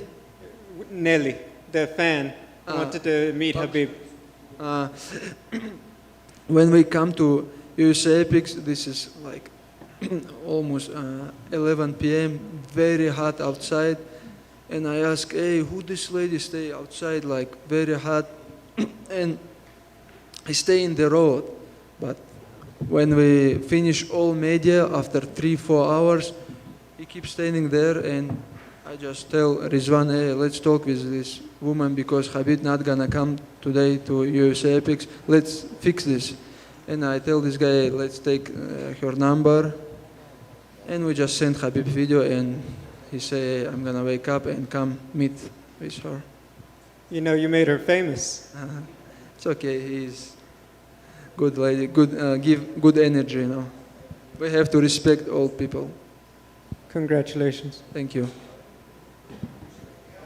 The only question I have, at the end of the third round, when he was going for the ankle lock, was there ever any danger there? It seemed like you got out of it before the bell, but was there ever any danger there with that? No, behind me I have a lot of sambo skills, Sambo is, people go legs like crazy, that's why I can throw. I know he finished Michael Johnson, give him leg legs, that's why. I just give him, because I know like 20 seconds, and give him, a little bit work. Congrats on the win. Thank you guys.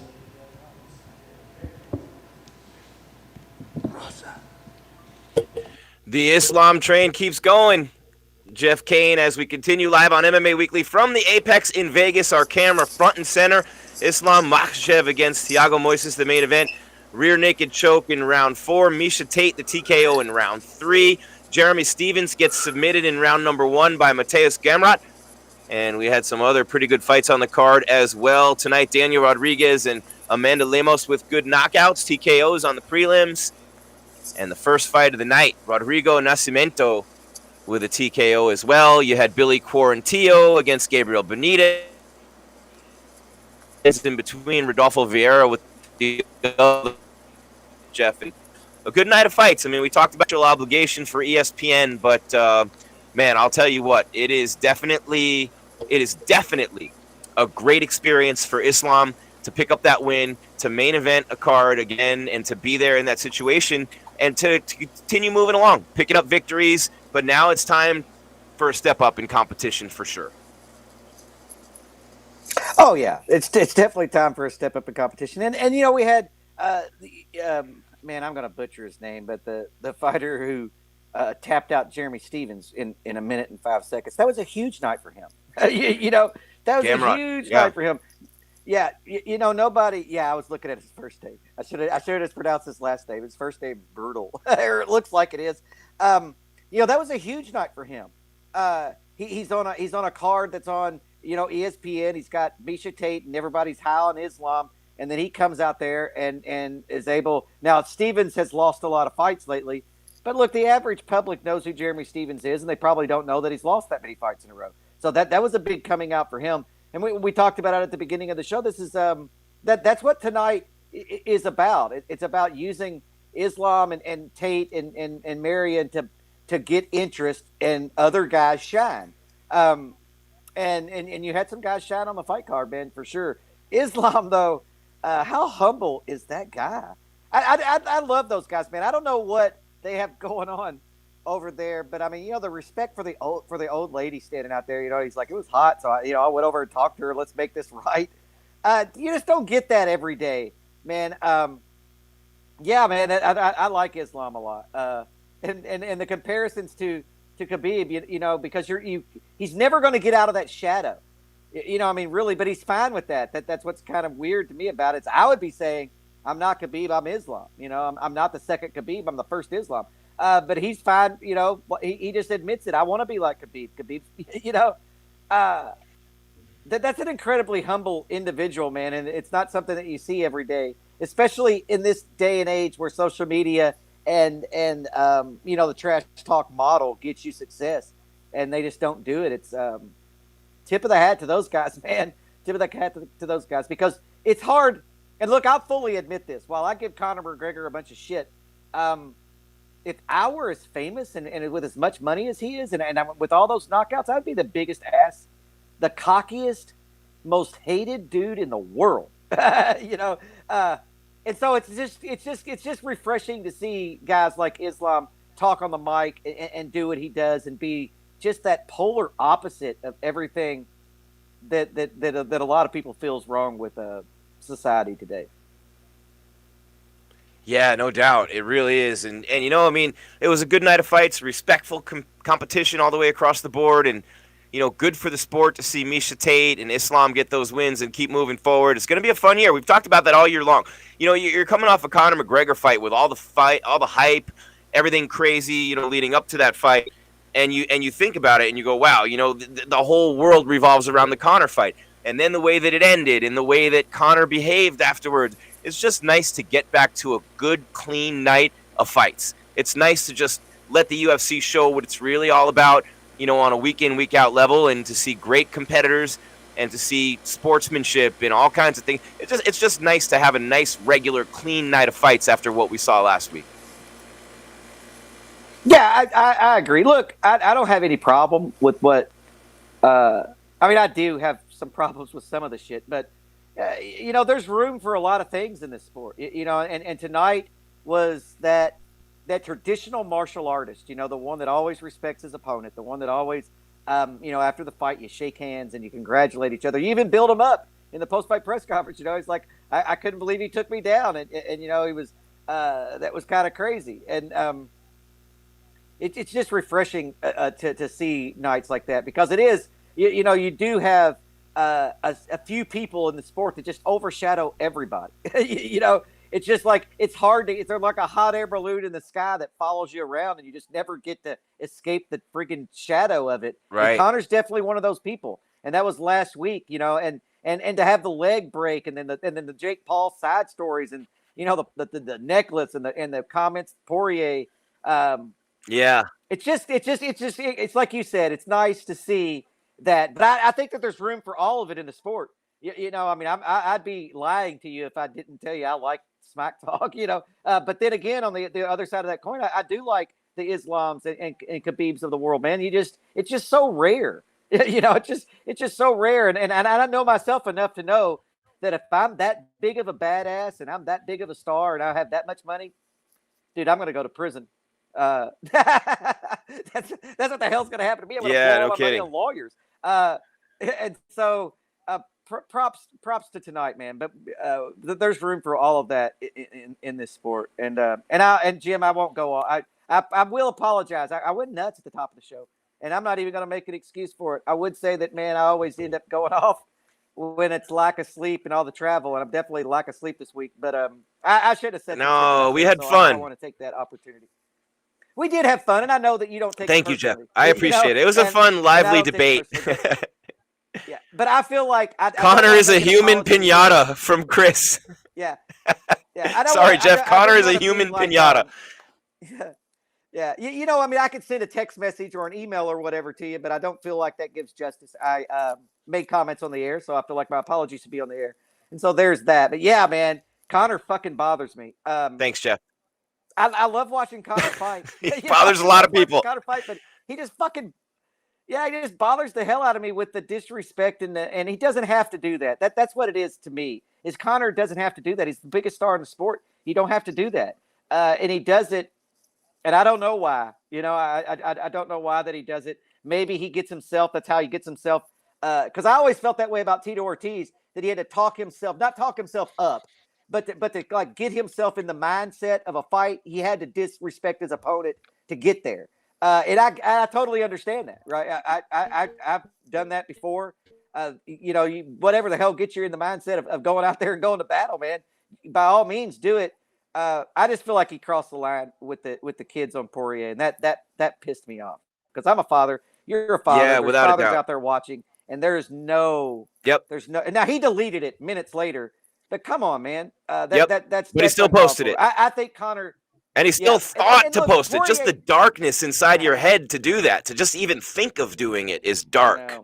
I know. But you have to come from a dark Poirier, place to be a great fighter. You do. Yeah, and Poirier at the pre-fight press conference, I think hit the nail on the head with Connor. Whenever Connor said, "Your wife DM'd me," and he started doing the chant, Jolie's husband or wife or whatever the hell he was saying. Poirier looked over to Connor and said, "You used to be better than this." And I think that's what it is with me too. Is Connor could be so great inside and outside of the cage, and he just chooses. Yeah, he just chooses to be the fighter and the warrior and the.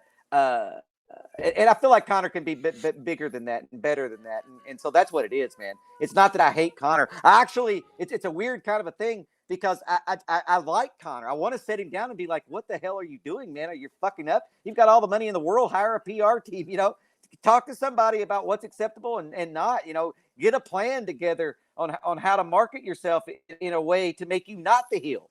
But he doesn't do that. And whatever. We'll see Connor back again. I wouldn't put him in there with Poirier, though, immediately coming back. And that's going to be something that I'm going to bitch about all the way through because right now, Connor did do a lot for the UFC.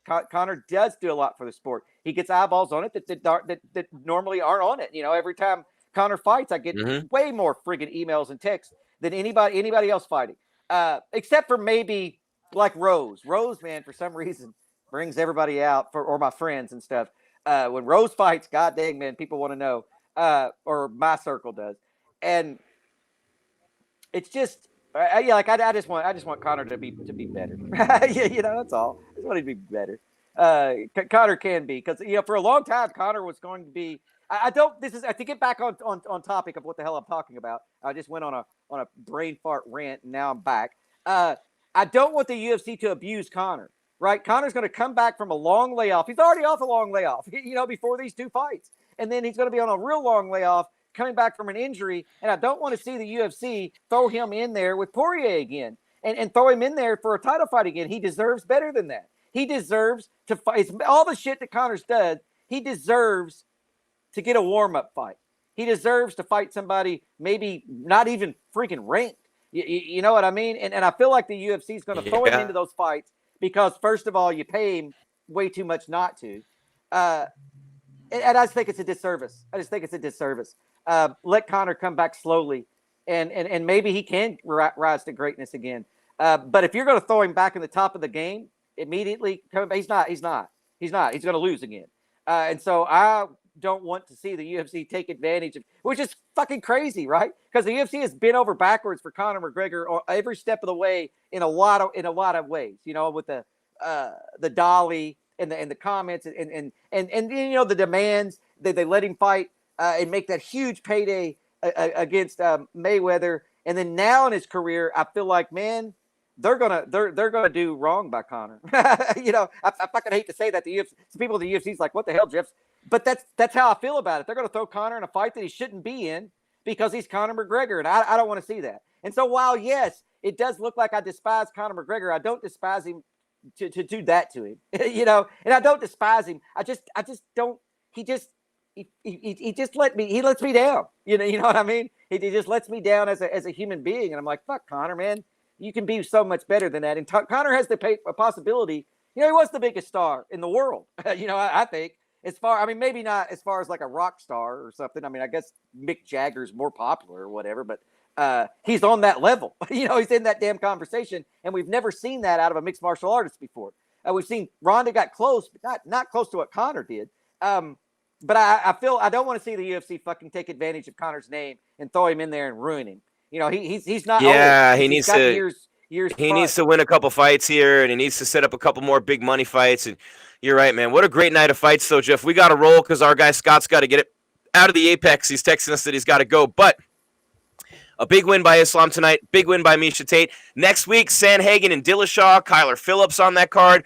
That's going to be a good one as well. Aspen Ladd and Macy Chase on the co-main event. Darren Elkins, the damage on there. Kyler Phillips, like I said, Miranda Maverick against Macy Barber, Mickey Gall. So we have some pretty good fights next week, but it's Sandhagen and Dillashaw. And, of course, no Wilder Fury next week. So the UFC, the only fight in town next week. And then, of course, after that, we just keep on rolling forward. Jeff Cain, we got a whole bunch of things in early August. Gone with Amanda Nunes and Juliana Pena. For Jeff Cain and all of us at MMA Weekly, doing a great job this fight week and every fight week. I'm Jim Grieshaber. Call me Grease, saying thank you for being here, sports fans. Thank you for subscribing. Thank you for all the likes. Thank you for being in the chat. Thank you for ringing the bell and making MMA Weekly the most trusted source of news and information in mixed martial arts for almost 20 years. Keep your game tight and your mind right, fight fans. We are out.